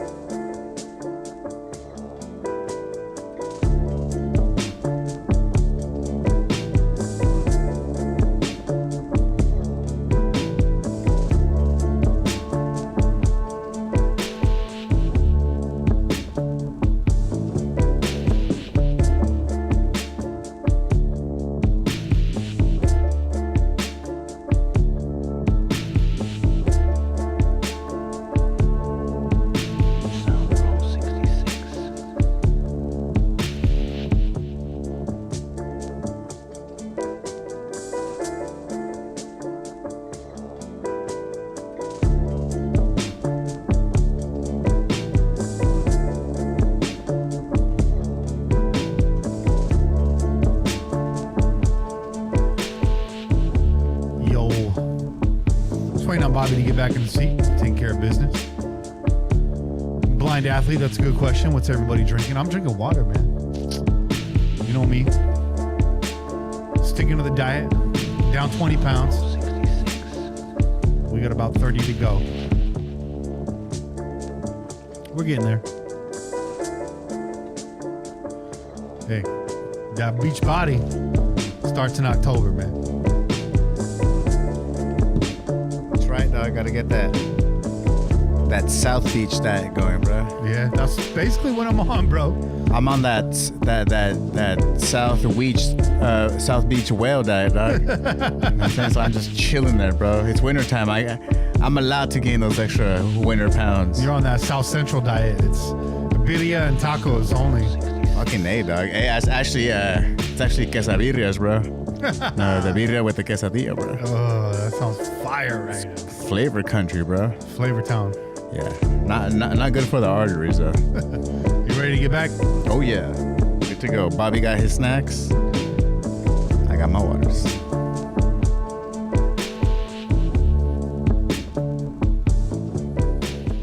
And we're back. Back on the air. What's up, everybody? Chill. What needs to be said that hasn't already been said? Well, that's up to you guys because we're going to the phone lines right now. I'm going to get through a few of these voicemails and then I'm going to open up the phone line. We had like 1 million voicemails. I'm going to try to get through all of them. But when we go to the live calls, that could take up some time. I'm looking at these calls right now. None of them are particularly very long. So I think we'll be all right. So let's go to this one. This is from Unknown. That's from Colorado. Good morning, fellas, from beautiful Colorado. G-Paw Raider. You know, I'm so happy to hear his voice right now. Let's go. Awesome. Let's go. This is G-Paw, and I was just calling to say, with that fiasco this past weekend, we need to all give Derek Carr some support, even though he sucked. Let's ride high with the Raider Nation. Come on, RN for L. Just win, baby. That's right. And he called back here. Let's see. Hey, it's G-Paw again. Sorry the dogs rushed in here. I just wanted to say, I'm not saying Derek Carr is a great quarterback. I just think he's a quarterback that we need to keep. He is doing good enough for us. Will get us back on track, I believe. Thanks for listening. G-Paw out. You know, I think Derek Carr is well above average quarterback. I think we've seen what it takes for him to succeed. He definitely needs a well-rounded supporting cast to succeed. Most quarterbacks do, so that's not a knock on him. But let's take him out of the conversation of an Aaron Rodgers who seems to just make it happen no matter who's out there at wide receiver every year, right? There's levels to this whole thing. And Derek Carr is definitely up there. There's a lot of teams that would take Derek Carr, and we're happy to have him. We very critical of him when he's down, but we've seen these last 2 weeks. It's aberration for this season and highly dependent on all these injuries in the rotating line at the blind spot, which is the right tackle position for the for the Las Vegas Raiders. It's all right. It's all right. You can say, dude. For the Oakland Raiders. Look at that. The hot says it right here, bro. It says Oakland. That's right. Gee, I had to wear it today, bro, because I wanted to give props. And I think it was last week one of the announcers slipped up and calling the Oakland Raiders too. I was like, That's right. They did. Not the only one. Yeah, no, dude, definitely, man. Carr definitely has shown that he, as much crap and criticism as we can throw his way, he definitely has shown that he is no Joe Walrus, bro. Yeah. Yeah, there you go. Yeah, Just remember that, Raider Nation. We had Joe Walruses, bro. So No. we could keep going back to that formula of trying to keep getting a quarterback every year and, roll the dice and hopefully this one works out. Yeah. But no, dude, DC, the supporting cast has definitely gotten that much more better, which helps everybody out, man. It's a group effort. It's not an individual. DC can only do so much. Hey, man, I've been here for all of it. I've been here for Jim Plunkett. I've been here for Jay Schrader. I've been here for Steve Berline. I've been here for Dante Culpepper. I was here with Marinovich. I was there when they drafted Jamarcus Walrus. I've seen it all. Hostetler. I've seen the good. I've seen the bad. I saw Aaron Brooks, right? We were excited when we signed Aaron Brooks. That's how bad shit was back then. This next call is coming from the 505, the chili capital of the world, one of my favorite places in this great nation, New Mexico. Yeah, Albuquerque. It's pretty fire out there. I could eat until I die out there. It's just that amazing. This call comes from JFB, longtime friend of mine, longtime friend of Pillaging Just For Fun, the blog before the podcast. Every time I'm in the 505, I try to hang out with JFB. And shout out to JFB, who earlier today sent a $51.50 donation. He went full $51.50. And he says, I want to found, what did he say specifically? Let me get this right. He says, I want a PJFF foundational brick with my name on it. JFB, you gave me a great idea. You gave me a great idea about that. You're going to see your name on a brick. You're not going to be the only one. That's all I'm going to say about that. Stay tuned. It's going to be a little while. Stay tuned for Pillaging Podcast foundational bricks, donor bricks on the show with your name on it. That's right. We're working on our masonry skills right now. That's it. Freemasonry skills. So if you guys don't know, JFB stands for Just Fire Baby. You can catch JFB doing some. He does some play-by-play calls, man. There's an alternative like stream that you can listen to as you watch games. He's been on that. We're going to talk about that a little bit more when I have a chance to bring him on, and when I know he's doing one. We'll pump that. He's an incredible bettor. I'll say that. This guy knows betting lines like it's insane, and it's no surprise. He's like an accountant or something. He did something with money and numbers. I'm too stupid to understand. This guy knows. He's smart. Yo. And he brings the fire. If you do good at betting, you like some sort of genius when it comes to numbers, man. That's all I got to say. This guy's killing it, man. This guy's killing it. So buckle in, because I know this phone call is going to be a wild one. It's going to be hot takes. It's going to be all over the place. You're going to love it. Hey, his name ain't Just Fire Baby for nothing, right? Exactly. Do it. What's going on, Pillaging people? JFB calling in a couple hours before kickoff. Whew, weird one. Doesn't feel like we have a whole lot to win today. Obviously a football game, but as in the article on the Pillaging website I read, basically we just got to beat the Colts and the Dolphins and one other team. We got a few in there, so we got some bullets. Sure the fuck don't want to expend one on a winless-ass funky team, but it's a funky game, just going to be funky. Yeah. And these are the type of games, the first thing that... And it was funky. Again, this is pre-game. It was funky. Let's hear what he said. Let's see if he gets the Chastrodama sound effect. Let's see how many times he hits it on the head. Ooh. That's one.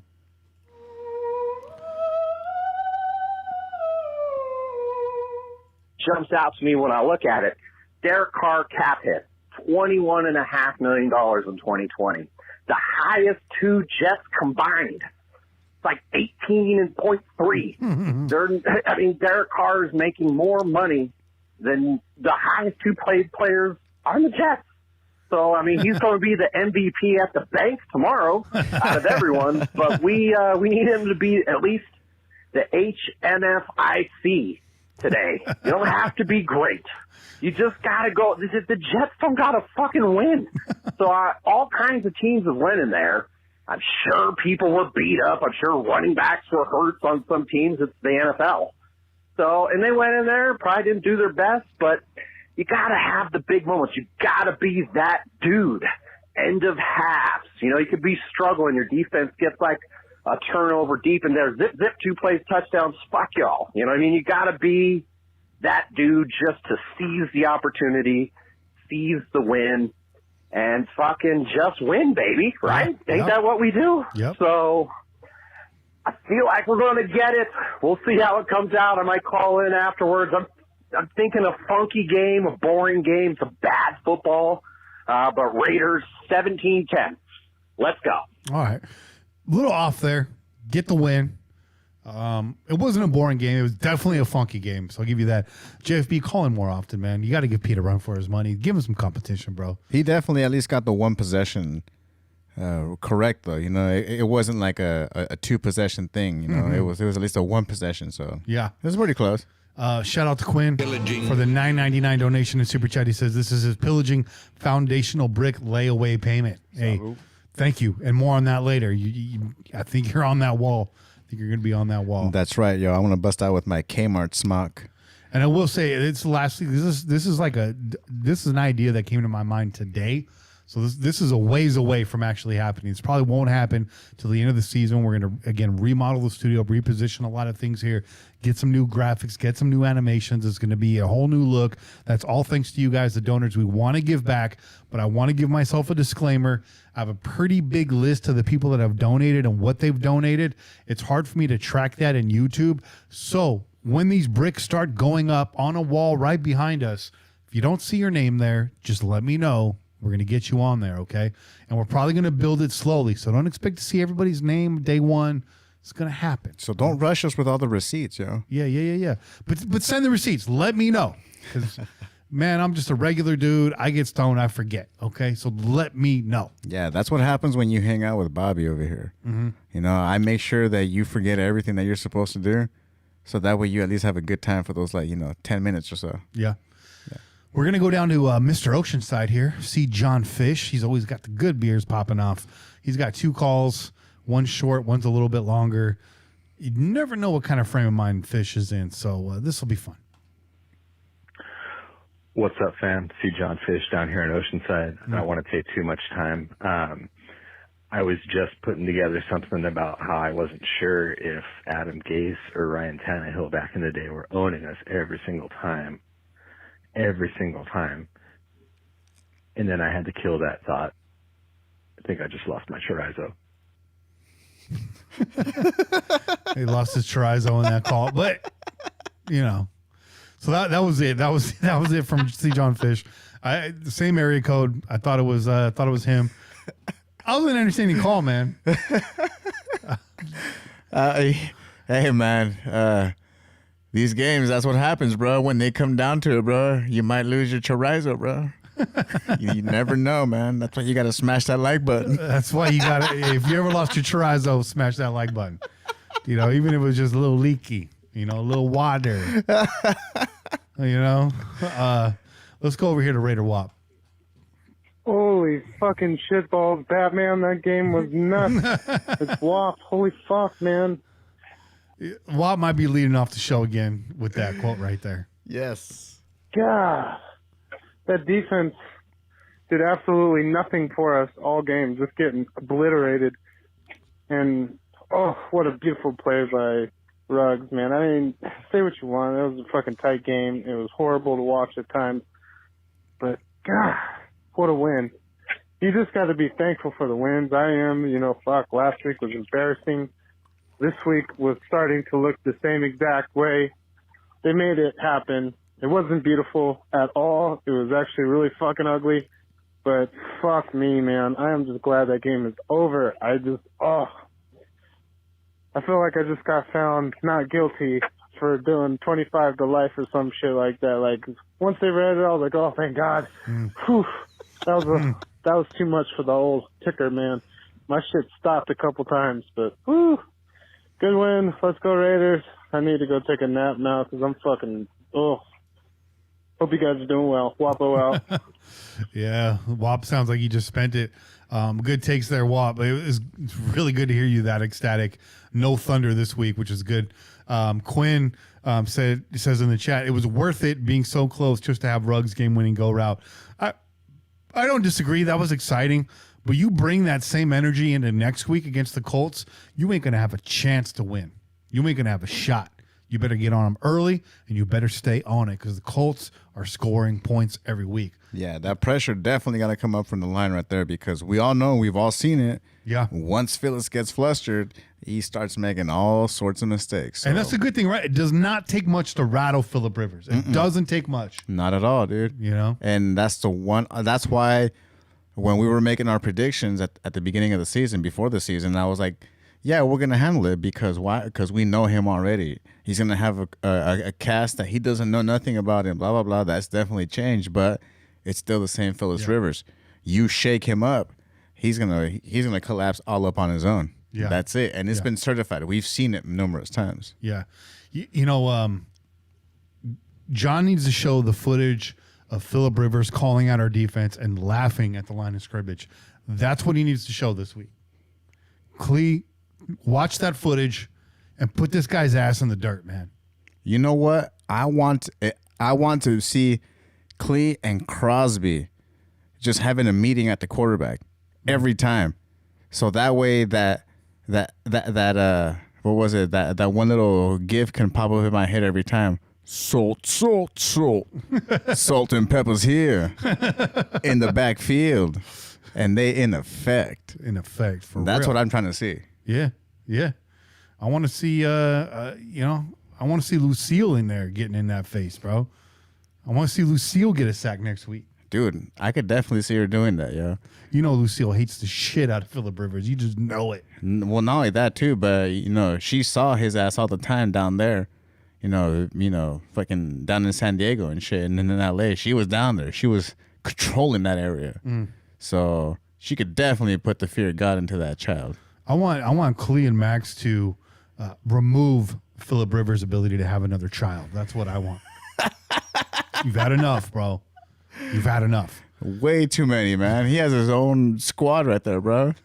I think he could own a team now, bro. He has his own team that he can own, basically.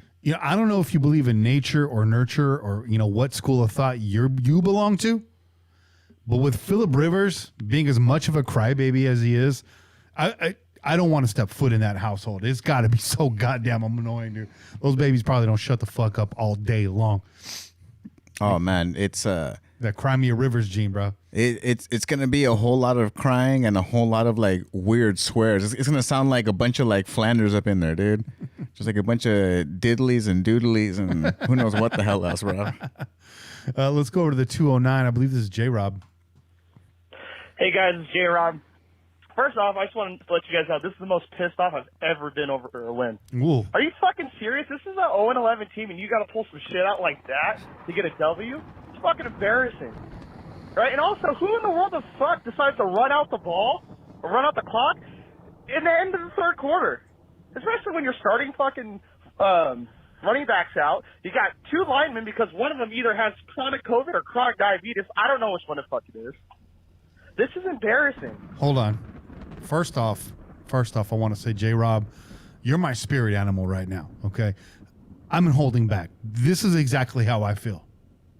But the reason why I stopped it is because Google Translation has you saying you got two linemen because one of them either has chronic cocaine or crack diabetes.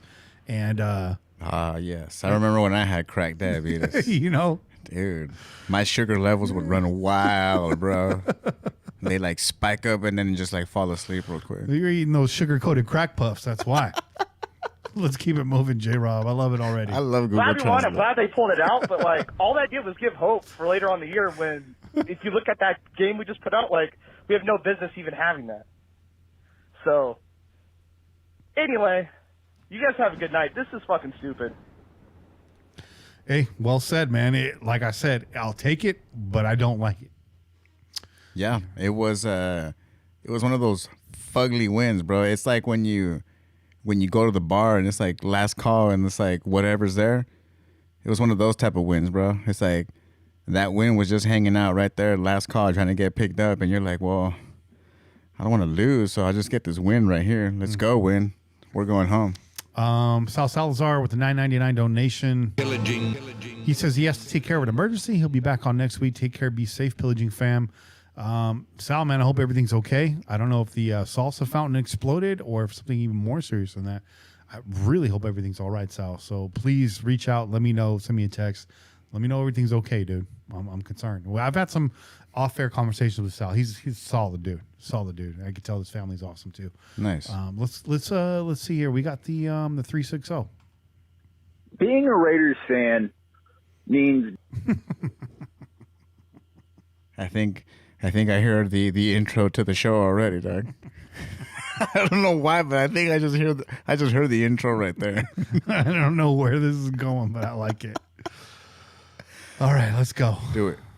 Being a Raiders fan means being subjected to what might be the two most confusing weeks and misleading weeks in football that I've seen in a long time.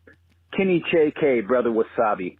Kane, sorry. Brother Wasabi, what's up, Pillagers? This is Pete. I'm not going to mince words here. That game was pretty fucking disgusting. And can't lie, I know we got away with the W, but at the end of the day, I don't feel good about this, man. I don't feel good about this. It is what it is. You know, we've had some injuries. I know we've had some, so-and-so. And I really think that we're keeping Josh Jacobs and Mr. Abram, Mr. Trent Brown off the squad today because we want to save them for more important games, which I could completely understand. But at the same time, called in last week, and I kind of alluded to this, is the way Mr. Gruden's been acting and the way play calling's been going along with the defense. Our defense fucking sucks, but just something about play calling and separation from coach and staffing and like what Derek Carr's doing. Something's fucking spooky here, man. Like, I'm real spooked out. Not going to say I'm terrified. Not going to say, oh, God, it's tragic. But there's something weird going on that I really don't appreciate. And by the way, I am joining the cult of Raider-Roo from now on within the fired Gunther fucking pantheon. I propose that we approach Mr. Raheem Morris if he does not get the head coaching job of the Atlanta Falcons with a fucking blank check and tell him, go. We're going to keep on that Paisan, Mr. Marinelli. But, Mr. Morris, come on. Come on by. It's pretty fucking disgusting. By the way, the fact that we had a narrow win over the Jets, it feels like a defeat. Yeah. There's no MVPs. There are no garbage fucking can players of the week this week because, I don't know, man. I would give it to Darren Waller. I would give it to Trayvon Mullen, who's probably one of our top 3 defensive players. But this is just bad. By the way, I hope to see you guys on at 7 tonight. And I'm really relieved that Raiders Twitter makes me doesn't feel like an alcoholic when I start drinking at 11 a.m. So, late, guys. Love y'all. See you on later. Great call, Pete. I love you too. You keep alluding to something weird going on. Call back next week. I want you to drill down, be a little bit more specific about that because I feel it too, but I want to hear your thoughts on it. And I think you're right. I think something strange is going on. For me on the offense, I really think it's as simple as not having Trent Brown there because, like I said, the bread and butter of this team is running off that right side. And I think him and I think Gabe Jackson is playing very hurt right now. And I think that leads into it. Gunther's been blitzing a little bit more, but still not effective. It's still not effective. And the timing of these blitzes is questionable. So call back.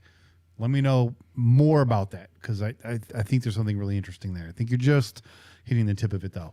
Let's go to the 303, man. Kenny, Che, Kane, what Bobby up? Wasabi. Oh, my God, dude. Every fucking week. Jesus, Louise. Where do I fucking start? Well, they didn't say just win, baby. And that not be our fucking, whatever you call it, our rallying cry. But anyways, Carr, 381 yards, 3 passing touchdowns, 1 rushing touchdown. You knew after he missed that throw to Aguilar in 4th and 3, he knew that was a bad pass. He redeemed himself to Ruggs. Defense gave up over 200 yards, fucking awful, but holy smokes. 1 beautiful pick by Trayvon Mullen, who's coming on. Love the fucking kid. And how about getting Pharrell back? Everyone beats on fucking Pharrell. Huge. 2 sack, fumble, and we both got the recovery. We don't win without Pharrell and Mullen. And then how about Ruggs? Redeems himself. Drops the pass, goes right through his hands. That was the reason why Carr had a pick. Fumbles the ball, but he redeems himself. Gritty win. Just win, baby. Never fucking apologize for a dub. This is 303 Raider, and I'm out! Ooh, bring a fire, 303. I'm finished off strong right there. Super fire, man. Love it. Wow. Like that. I'm going to run through a wall right now. Okay, so... All right, so this next call is coming from the 408. That's where we're at. We're in the 408 right now. Actually, really quick, before I move on, what's the update on that Sunday night game? I think the whatchamacallits won. The whatchamacallits over the Who's It's. Yeah, the Chiefs win 22-16. Denver didn't do shit in the second half. What did I tell you, Bobby? I mean, we knew it. It's not about me. You knew that too. Of course, man. I mean, I think John Elway was out on the field. That's why he was like, you know what, I'm gonna go ahead and take over quarterbacking duties, and he just ran out there, bro. And that's why they didn't do shit. Really quick, I gotta just address this in the chat. They're saying, "Oh, we brought back Cable. Why not bring back JDR in terms of defensive coordinator?" If you guys haven't listened to the show for a while, then maybe you don't know, or if you haven't dug deep in the articles, because this stuff didn't really come forefront, but it was put out there. A lot of people dismissed it as myth and rumor. I'm here to tell you that all of it was true. Jack Del Rio, while he turned this team around in the beginning, left this Raiders team in shambles and was a straight up cancer at the end of his career with the Raiders. Straight up locker room cancer, the way he divided this team in the locker room. I'm not going to reset the whole story. Go back, listen to it, go back and read about it. Jack Del Rio, hell no, he is gone, and I'm glad he's gone. I'm glad he's gone. Yeah, we can. There's definitely greener pastures once we moved on from JDR. So Yep. Yeah, never look back. No. Nope. No. Plus, it would just be weird, man. You're in the same room with the guy that took your job. No, I'm not doing that, man. Anyways, let's. So this next call from the 408 is from Juice. You know, he told me, don't play this call. I'm rambling. I'm all over the place. What do you think? Do I play it, Bobby? It sounds like me, bro. So play it. All right, let's go. I want to hear it. Okay. What's up, nation? It's Juice, What up? King Che, and big old badass Bobby Wasabi. What's really going on, guys? Google Translate says Candy Cane Che. Fuck you, Google. I'm telling you, this team is literally fucking killing me. They're taking years off my life. I take pills for high blood pressure, and this shit isn't helping. I don't know what the context of that was, but Alex in the chat just said, I'm glad Che's gone. Well, guess what, Alex? Now you're gone, and we're very happy about that. Go fuck yourself. Boom.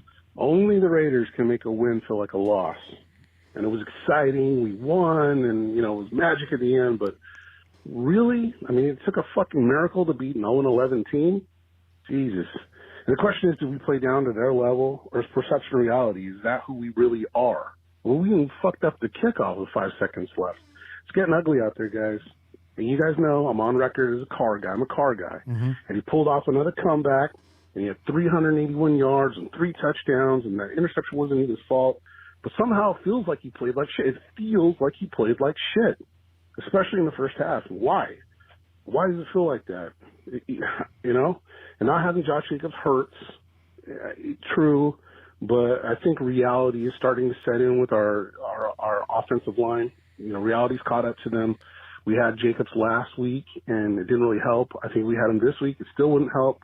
And that's part of the problem with Carr today. The pocket's crumbling, and you knew how he acts when that happens, and he should have ran a couple times.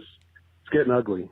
And last week, you know, I called in and I said, Ruggs needs to be more than a decoy. Well, up until about 5 seconds left in the game, I thought he needs to go back to being a fucking decoy. Shit's killing me, dude. And we need a consistent wide receiver real bad. And why is it that Renfro is only open on third down? We need to fix a few things on offense for sure. I don't want to get cut off this week, so I'm going to get right to it. The MVP, Waller, and it's not even close. 200 fucking yards. How many touchdowns? Forget about it. Honorable mention goes to Renfro. And honorable mention pretty much go to Renfro every week. That's just how he is. And also to Greg Williams for not having safety help over the top in that last play. Anyway, the Reggie Nelson trash can player of the week goes to John Gruden. Oh, wow. For $11 million a year against an 0-11 team, and you can't get your team up for this? And I know our motto is just win. But fuck, can we win big one time? What happened at the end of the game is why Fat Andy never takes his foot off the gas. Meanwhile, we're trying to run out the clock in the third quarter. And our honorable mention for the trash can goes for the defense. And I know the whole defense. And I know turnovers, you know, we got a couple turnovers, and our offense scored 10 points off them, which was awesome. But other than that, they look like shit. And that's how it felt. You know, big play, and then they play like shit. A big play, they play like shit. So we gave up over 200 yards rushing. What the fuck? Yeah. Our linebackers look like shit. Our secondary is shit. And I know injuries or whatever, but it's just bad over there. Bottom line. He's going to continue. I just want to say, you're flying all over the field, Juice. I don't think you're rambling. I think this is a good call. You're living on the margins, though, man. You got some wild takes. I'm not going to say you're wrong because you're backing him up. But you're out there. So Bobby, you got to hit him with that fireball, man. Ooh, right there. Bam. Hot takes. Hot, man. Juice is hot right now. Under the collar. I know I said I didn't want to get cut off, and it happened anyway. Fuck my life. That's a Raider fan right there. Being a Raider fan is not easy. You even get cut off calling into a Raider show. Anyway, guys, the bottom line, this shit's not going to cut it. We have 3 home games coming up, and hopefully we get Jacobs and Abram and maybe even Trent Brown back. We're out of excuses. We got to beat Indy. We got to beat the Porpoises. That's it. I don't know. Keep it sexy, Raider Nation. I'll catch you guys later. Peace. All right, brother. Peace, man. Good call, Juice.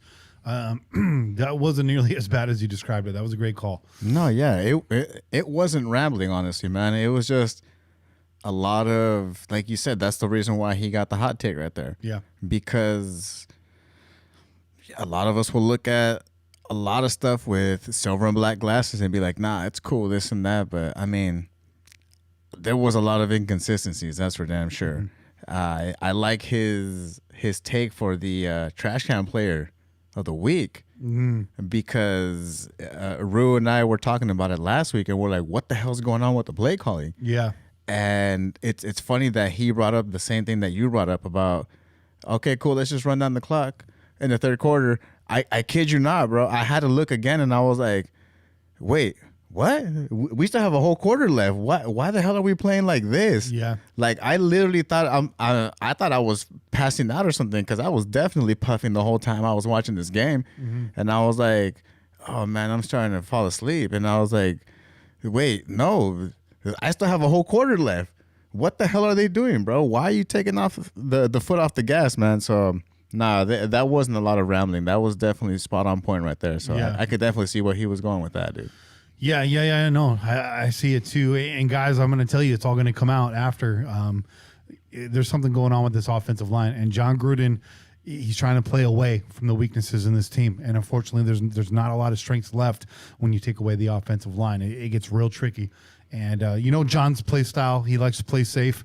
And with seeing Derek Carr under that kind of pressure, I think that's why we run out the clock at the end of the third quarter. I don't agree with it. I don't like it. But I think John's trying to be as safe as he can, and still they put the ball in the air 47 times today. John does not want to do that. So there's a reason for it, and I'm very much certain that it's his offensive line. They're banged up right now. And again, shout out to Tom Cable, man. Good call, Juice. Really good call. So see, even your bad calls, Juice, are good calls. So stop with the disclaimers, bro. 951. We're going to the 951. Hey, Kenny Che and Bobby Wasabi. Is this Patrina? I believe it I want to is. know this is Patrina. I like this already. Let's go. Is this a short call? She sounds confident though. I like where this is going. That's right. No depression in that voice. No depression, no shakiness. Let's go.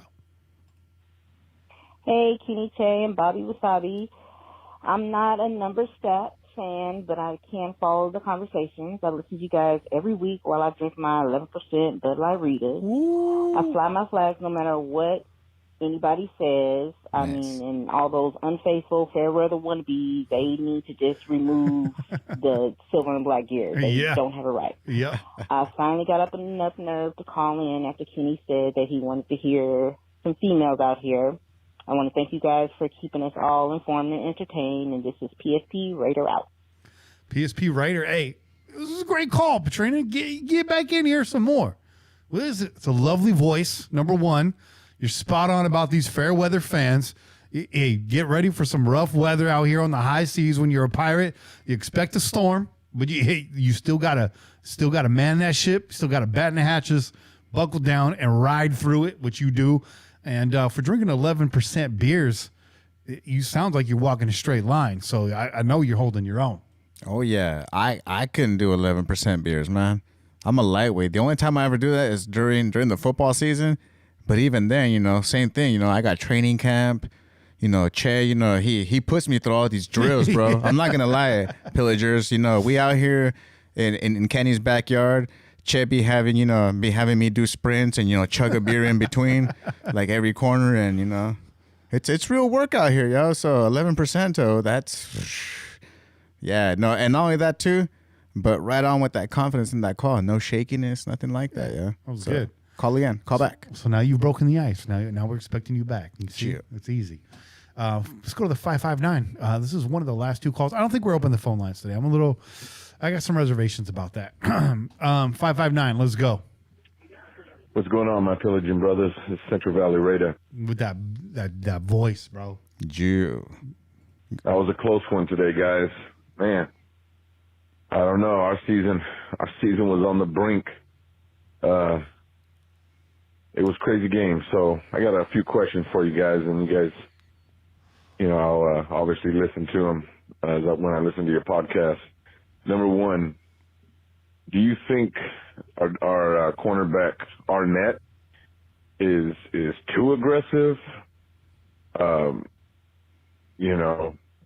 Maybe too physical, or just bad luck, man. That guy, he comes in. I mean, I love my DBs, man, or cornerbacks that are aggressive like that. But man, that guy, it seems like the last couple weeks, that guy has been knocked out like a Python left hooked him or something. You know what I mean? That dude's laid out.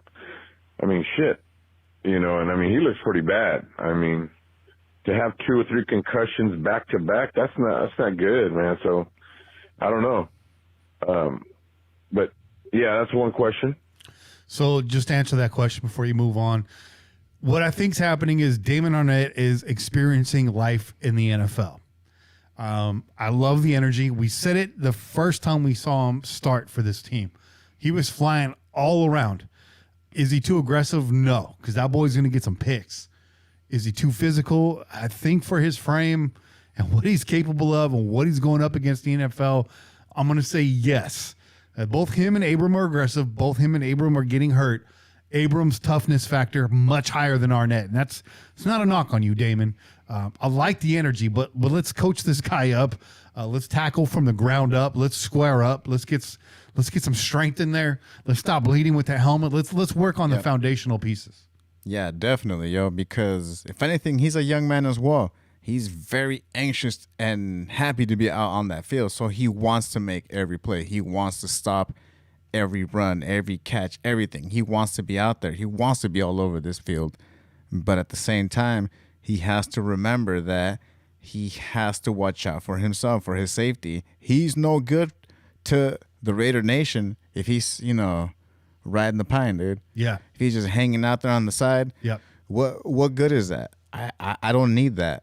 I don't think he's bad luck. I just think he needs to tone it down. He needs to remember where he's at. He's not playing in college anymore. In college, you said it last time, Kenny. I've heard you say this before, a while ago. You're going up against Brad from, Scottsdale, Arizona or some shit. Just some rando dude that is never going to make an actual NFL squad. Yeah. In the NFL, it might be, the worst player, but he's still in the NFL. Yeah. He can still hold his own. Yes. He's not Brad from Scottsdale, Arizona. No. You know what I mean? So you definitely got to be careful out there. So if anything, I think he should talk to Abram. Yeah. He should be basically at Abram's hip, hanging out with him and learning from him, because Abram is a perfect example. Look, bro, this is what happened to me. And I was out this whole time. Yeah. Not only that, I had a scary moment where it almost happened again. Yeah. So tone it down, hang out with Abram, bam, you got it, bro. The other guy that needs to be at that table is Trayvon Mullen. All three of them can sit down for a nice salmon dinner and talk about this. Salmon. Better call Salmon. Because Trayvon Mullen, he can tackle, and he's got a different approach to the game. So I think input from both of those players would be key. I think Bobby hit the nail on the head. What is it going to take? What I do like about Arnett, he gets knocked out last week, comes right back with the same energy, gets knocked out again. Now, I don't like that for his health, but the man's not afraid. And that's going to take you a lot of places in the NFL. Yeah, that's that definite old school mentality that, hey, man, that's what the Raider Nation grew up on, man. Just some hard-hitting mother scooters, yeah. So you may not be afraid, Damon, but we're concerned. And another guy that's concerned for you is Jay Cali Raider with the $1.99 donation in Super Chat. He says, I'm concerned about another Arnett concussion. Oh, yeah, so am I. And we are, too. So good question. Let's keep going, Central Valley. Bad luck, or just too aggressive, or technique. I don't know. the other thing, man, I think today was official that Gunther got to go. We made New York look, like a Super Bowl champ, and we made him look like the Chiefs today. Just couldn't stop the run. We just seemed everywhere, and I know we got the win, and everybody's gonna say, well, we got the win. What are we bitching about? At the end of the day, man, you think if we play like that against a real quality team like the Colts, and anybody else, you think we're going to make it anywhere in the playoffs? Nope. Yeah, we can get to the playoffs, but we're good at there to get whooped up on. Mm-hmm. Guess that's what I'm trying to talk about, what I'm trying to say. Mm-hmm. Anyways, guys, it was a win. A win's a win. I mean, nail biter. I think that's the way they're going to be the rest of the year, man. It just, whoever has the ball last gets that opportunity. Yeah. All right. I'll go ahead and listen to your show tonight, man. You guys have a good one. Central Valley Raider out. Hey, thanks for the call. Another 2 weeks in a row, solid call, Central Valley. That last question, I'm not sure if it was a question or a point, but I think we already addressed that one of the previous calls. But I'm glad to see you and I, all of us, we're on the same page. You can't bring that energy against the Colts. It ain't going to get the job done. I don't want to see the rest of these games come down to the wire. I don't want to see whoever's last for the ball is going to win. I want to see the Raiders win a game, win these last 4 games by 2 possessions or more. That's what I want to see. Roll into the playoffs hot. You've had 2 weeks where you faltered. You're going to get some guys back next week. Let's put it back together. Let's get these wheels back on the wagon, and let's roll through these 3 home games. Let's get it done. Let's go into Mile High feeling like we don't need that game to win, but we're going to win just to show you who's in town. That's right. That's what I want to see. Just to show you that win in Cleveland wasn't a fluke in that weather, that DC can pull it off. And I do want to see that as well, man. Yeah. Because that did show, like, all right, cool. This cold weather ain't no thing. It could definitely be no thing. Yeah. Yeah. I was there on a record high temp day, and that sucked. But, man, that elevation will get you, bro. That elevation will get you. And be careful drinking out there. At least you weren't square dancing with, Broncos fans. I was not doing. That's a weird tailgate, bro. I was not doing the electric slide next to the guy with the Brian Greasy jersey on. That was not me. I was on the sideline with a beer and a taco, and I was like, "This is wild." You should have documented it, bro, for future fans to see and be like, "Wow, look, this actually happens." I tried, and I dropped my phone. SD card corrupted, everything bad. It just died. All right, let's go to our final call here from the 813. This is Rob Raider. Come on, out of Tampa. No, that's not Tampa. That's Google Translate fucking me up. Let's hear what he has to say. Mr. Stapler, Jay, Kane, and that motherfucker Bobby Wasabi. What's that? What's up, boys? This is Rob Raider, calling out of Tampa, Florida. Okay. By way of beautiful Los Angeles, California. Now I get it. Well, boys, not a very impressive game today. Hell of a finish. But I don't think we're going to be gaining any respect with this win here. But a couple things I noticed.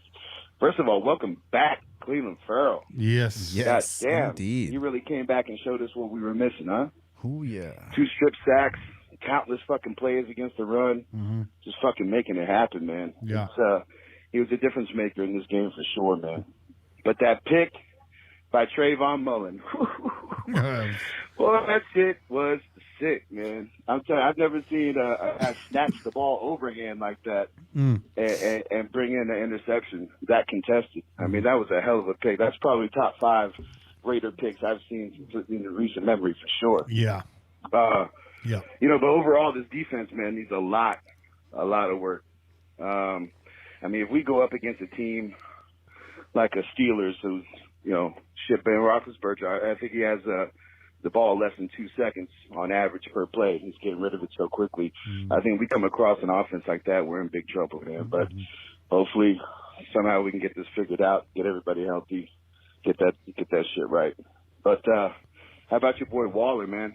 He's my MVP of the day. Easy. That fucking kid is a problem. You the real he is MVP? a beast of all beasts, man. I'm telling you, I think he's the top tight end in the game because fuck Kelsey. But I really love that kid Waller, man. He had a Hey, shout out to Travis Kelce dying in the first episode of Moonbase 8. Let's go. I think that was the only time I ever appreciated Travis Kelce is when he died. When he fell into a sinkhole in the middle of the desert. Let's go. Hell of a game. Unreal. And, am I the only one that was praying that Carr didn't die? Let me rephrase that. Travis Kelce died by falling into a black hole on Moonbase 8. Let's go. To that pylon on that touchdown. No. And fumbled the motherfucking ball out of the end zone again. I heard Raider Nation's collective butthole just tighten up on that play. Just went. Oof. Man, I was so glad he didn't fucking die for that. It was beautiful. All right, but, just a couple of things overall. I think this is a good game for us. That kind of win at the end, even though it wasn't a strong game, can propel us and keep us going for the next couple games coming up. We got Dolphins and the Colts, big ones. Those are the two we need to worry about. But love the show, boys. Keep it going. This is your boy, Rob Raider. I'll holler at you. Knock on wood if you're with me. Bang, bang, bang. Bam. Knock on Formica if you're with me. Formicas. Great call, Rob, man. Keep calling in. I love it. I love it. I love it. I love it. Good calls all around tonight, huh? It was awesome, man. No duds. You definitely had to use that. I was expecting a lot more thunder and lightning sounds. I'm glad it wasn't too bad, yo. Wop really surprised me. I thought he was in this just straight out, just like, start killing PG up on the phone, dude. Yeah, dude, but right on. It was good. Just one thundercloud call. Yeah. So what? There's 1, 2, 3, 4 games left on the schedule. I'm looking at the schedule prediction right now. You and Kane have us at. Kane has us at 10 wins. You and Shay have us at 11 wins. So you and Shay need us to win out to hit that. I have us at 8 wins. I stayed with my same 8-win prediction. I just shoveled some things around. It does look like the Raiders are going to finish above that. The guy that probably has this on the head is Kane with a 10-win season. That feels about right where the Raiders are sitting and what they look like right now. Will that be enough to get in the playoffs? Bobby, you and I talked about this before we came upstairs. If the Raiders can get to double-digit wins but miss the playoffs, are you going to be somewhat satisfied? Yes, I am. I honestly could care less about the playoffs. I don't care if we win the next couple games and somehow mathematically we get, squeezed out of the playoffs. I really don't give a damn. What I see is a confident Derek Carr. I see a line that, even though it's been, getting hit and left and right with all sorts of crazy, scenarios and whatnot that we've had to deal with, they, for the most part, have been able to hold it, hold their own. And it's definitely a step in the right direction. The amount of wins that we've been able to get, like I said, man, it definitely looks like it's a day and night team compared to last year. Yeah. 1 year difference, man. How crazy is that? Yeah. Even though it came down to the wire against one of the most, or against the worst football team, in the NFL right now, it's still a hell of a lot of a difference compared to last year, man, where we just got our asses handed to us and we had to do that walk of shame. Yep. Walk of shame and stand in the rain. And let me just qualify this. I mean, don't take it the wrong way, guys. Bobby's going to be through the roof if this team makes the playoffs. But where it's looking at right now with the weaknesses we have on defense, some of those blind spots, I don't know that this team makes a whole lot of noise in the playoffs. I mean, the playoffs reserved for teams that can finish on both sides of the ball. The Raiders shown they can't do that. They can get in there and maybe beat a weaker team, but with the seed that we're going to be in, it's going to be a rough road for us. So, if I had to guess, I'd say we're a one-and-done team right now with a puncher's chance of getting a win in there. But what Bobby and myself are saying is 10 wins this year or more, huge step forward for this organization, and also because we don't have to sit here and wonder who our coach is going to be next year, wonder how many of the free agents we have on the squad are going to be retained. Look, the contract situations on this team, airtight. Not a lot of question marks up in the air. John Gruden's going to be back. The system is going to be intact. Paul Gunther got a big question mark over his head. Rod Marinelli's waiting in the wings. There's going to be defensive coordinators that are available to get hired. That's something that could be shored up. The defense can be improved. So it's not going to be like we're losing this valuable piece that's going to set us back. And that's what it looks like to me, that this is actually a team that can and will continue to build year over year. We're seeing improvement year over year. So that's what feels good about that. That's what I'm going to take away. We get the 10 wins. We get the 11 wins. We don't miss the playoff because of mathematics, like Bobby said. You know what? We had a hell of a season, hell of a run, and a lot to look forward to next season. So I hope you guys understand that. Lizette in the chat says she's right there with us. So I just want you guys to understand that. And I want to remind everybody, too, that you look at the Chiefs, look at the record. They still got that splotch right there. And we did that to them. We did that to him. And it's not like, it was like towards the end or whatever that we were the first ones to hit him in the mouth, and we're like, we ain't letting this happen no more. We ain't letting you come into our house, and we ain't going to your house, and you ain't just gonna just run shots on us. It's not gonna happen. It's not again. We're gonna come at you time and again.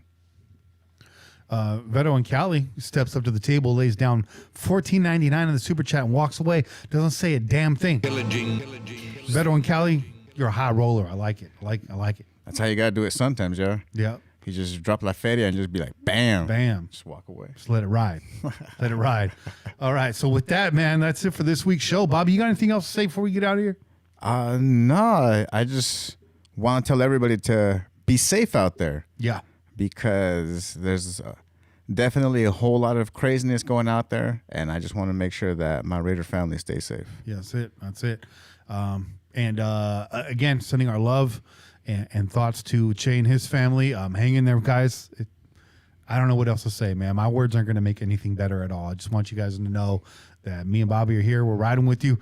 We're doing the show because of you, bro. It doesn't feel right without you. But it wouldn't feel right not to do it without you either. I know you're out there listening, so we stand with you, and so do the Pillagers. Yeah, Che, my hair can't do your hair's job, bro. It's nowhere near that market finesse, bro. Because Che got it going on, bro. If you're wondering why this show sounds quieter, it's because we don't have the volume of Che's hair. We don't have that Vidal Sassoon. This is a little known fact. But Che almost had that Old Spice commercial. He did, yo. But Troy Polamalu just last minute came in, and they're like, you know what? Sorry, this guy has name recognition. Mr. Che, we'll keep your name in the file. Yeah, that was it. Che Swallow Small Brews, man. He's coming on next week. He'll be back, guys. And Big Brews as well. But that's it for this week's show. Tune in every week wherever podcasts are found. And I gotta stop. Shout out to Jay Callie. $4.99 in the super chat. He says Carr has a chip on his shoulder for missing the 2016 playoffs. I'd like to see what happens if we get it. Me too, man. Me too. Anyways, once again, that's it for this week's show. Tune in every week wherever podcasts are found. Until next week, keep the wind in your sails and the rum in your mug, and pillage on, Raider Nation. This has been a production of the Crow's Nest Podcast Network. I'm Kenny Stapler, joined this week by Bobby Wasabi and Che in Spirit. Peace. Go Raiders. Raiders.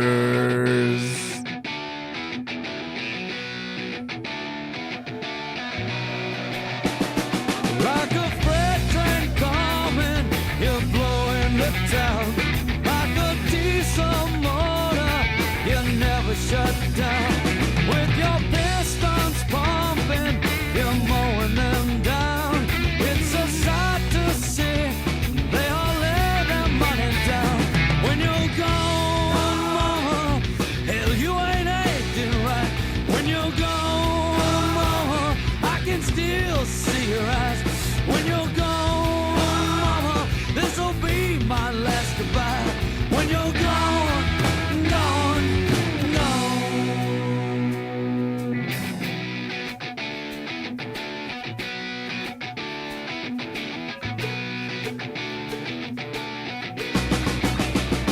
When the sky is gray and the night sets in,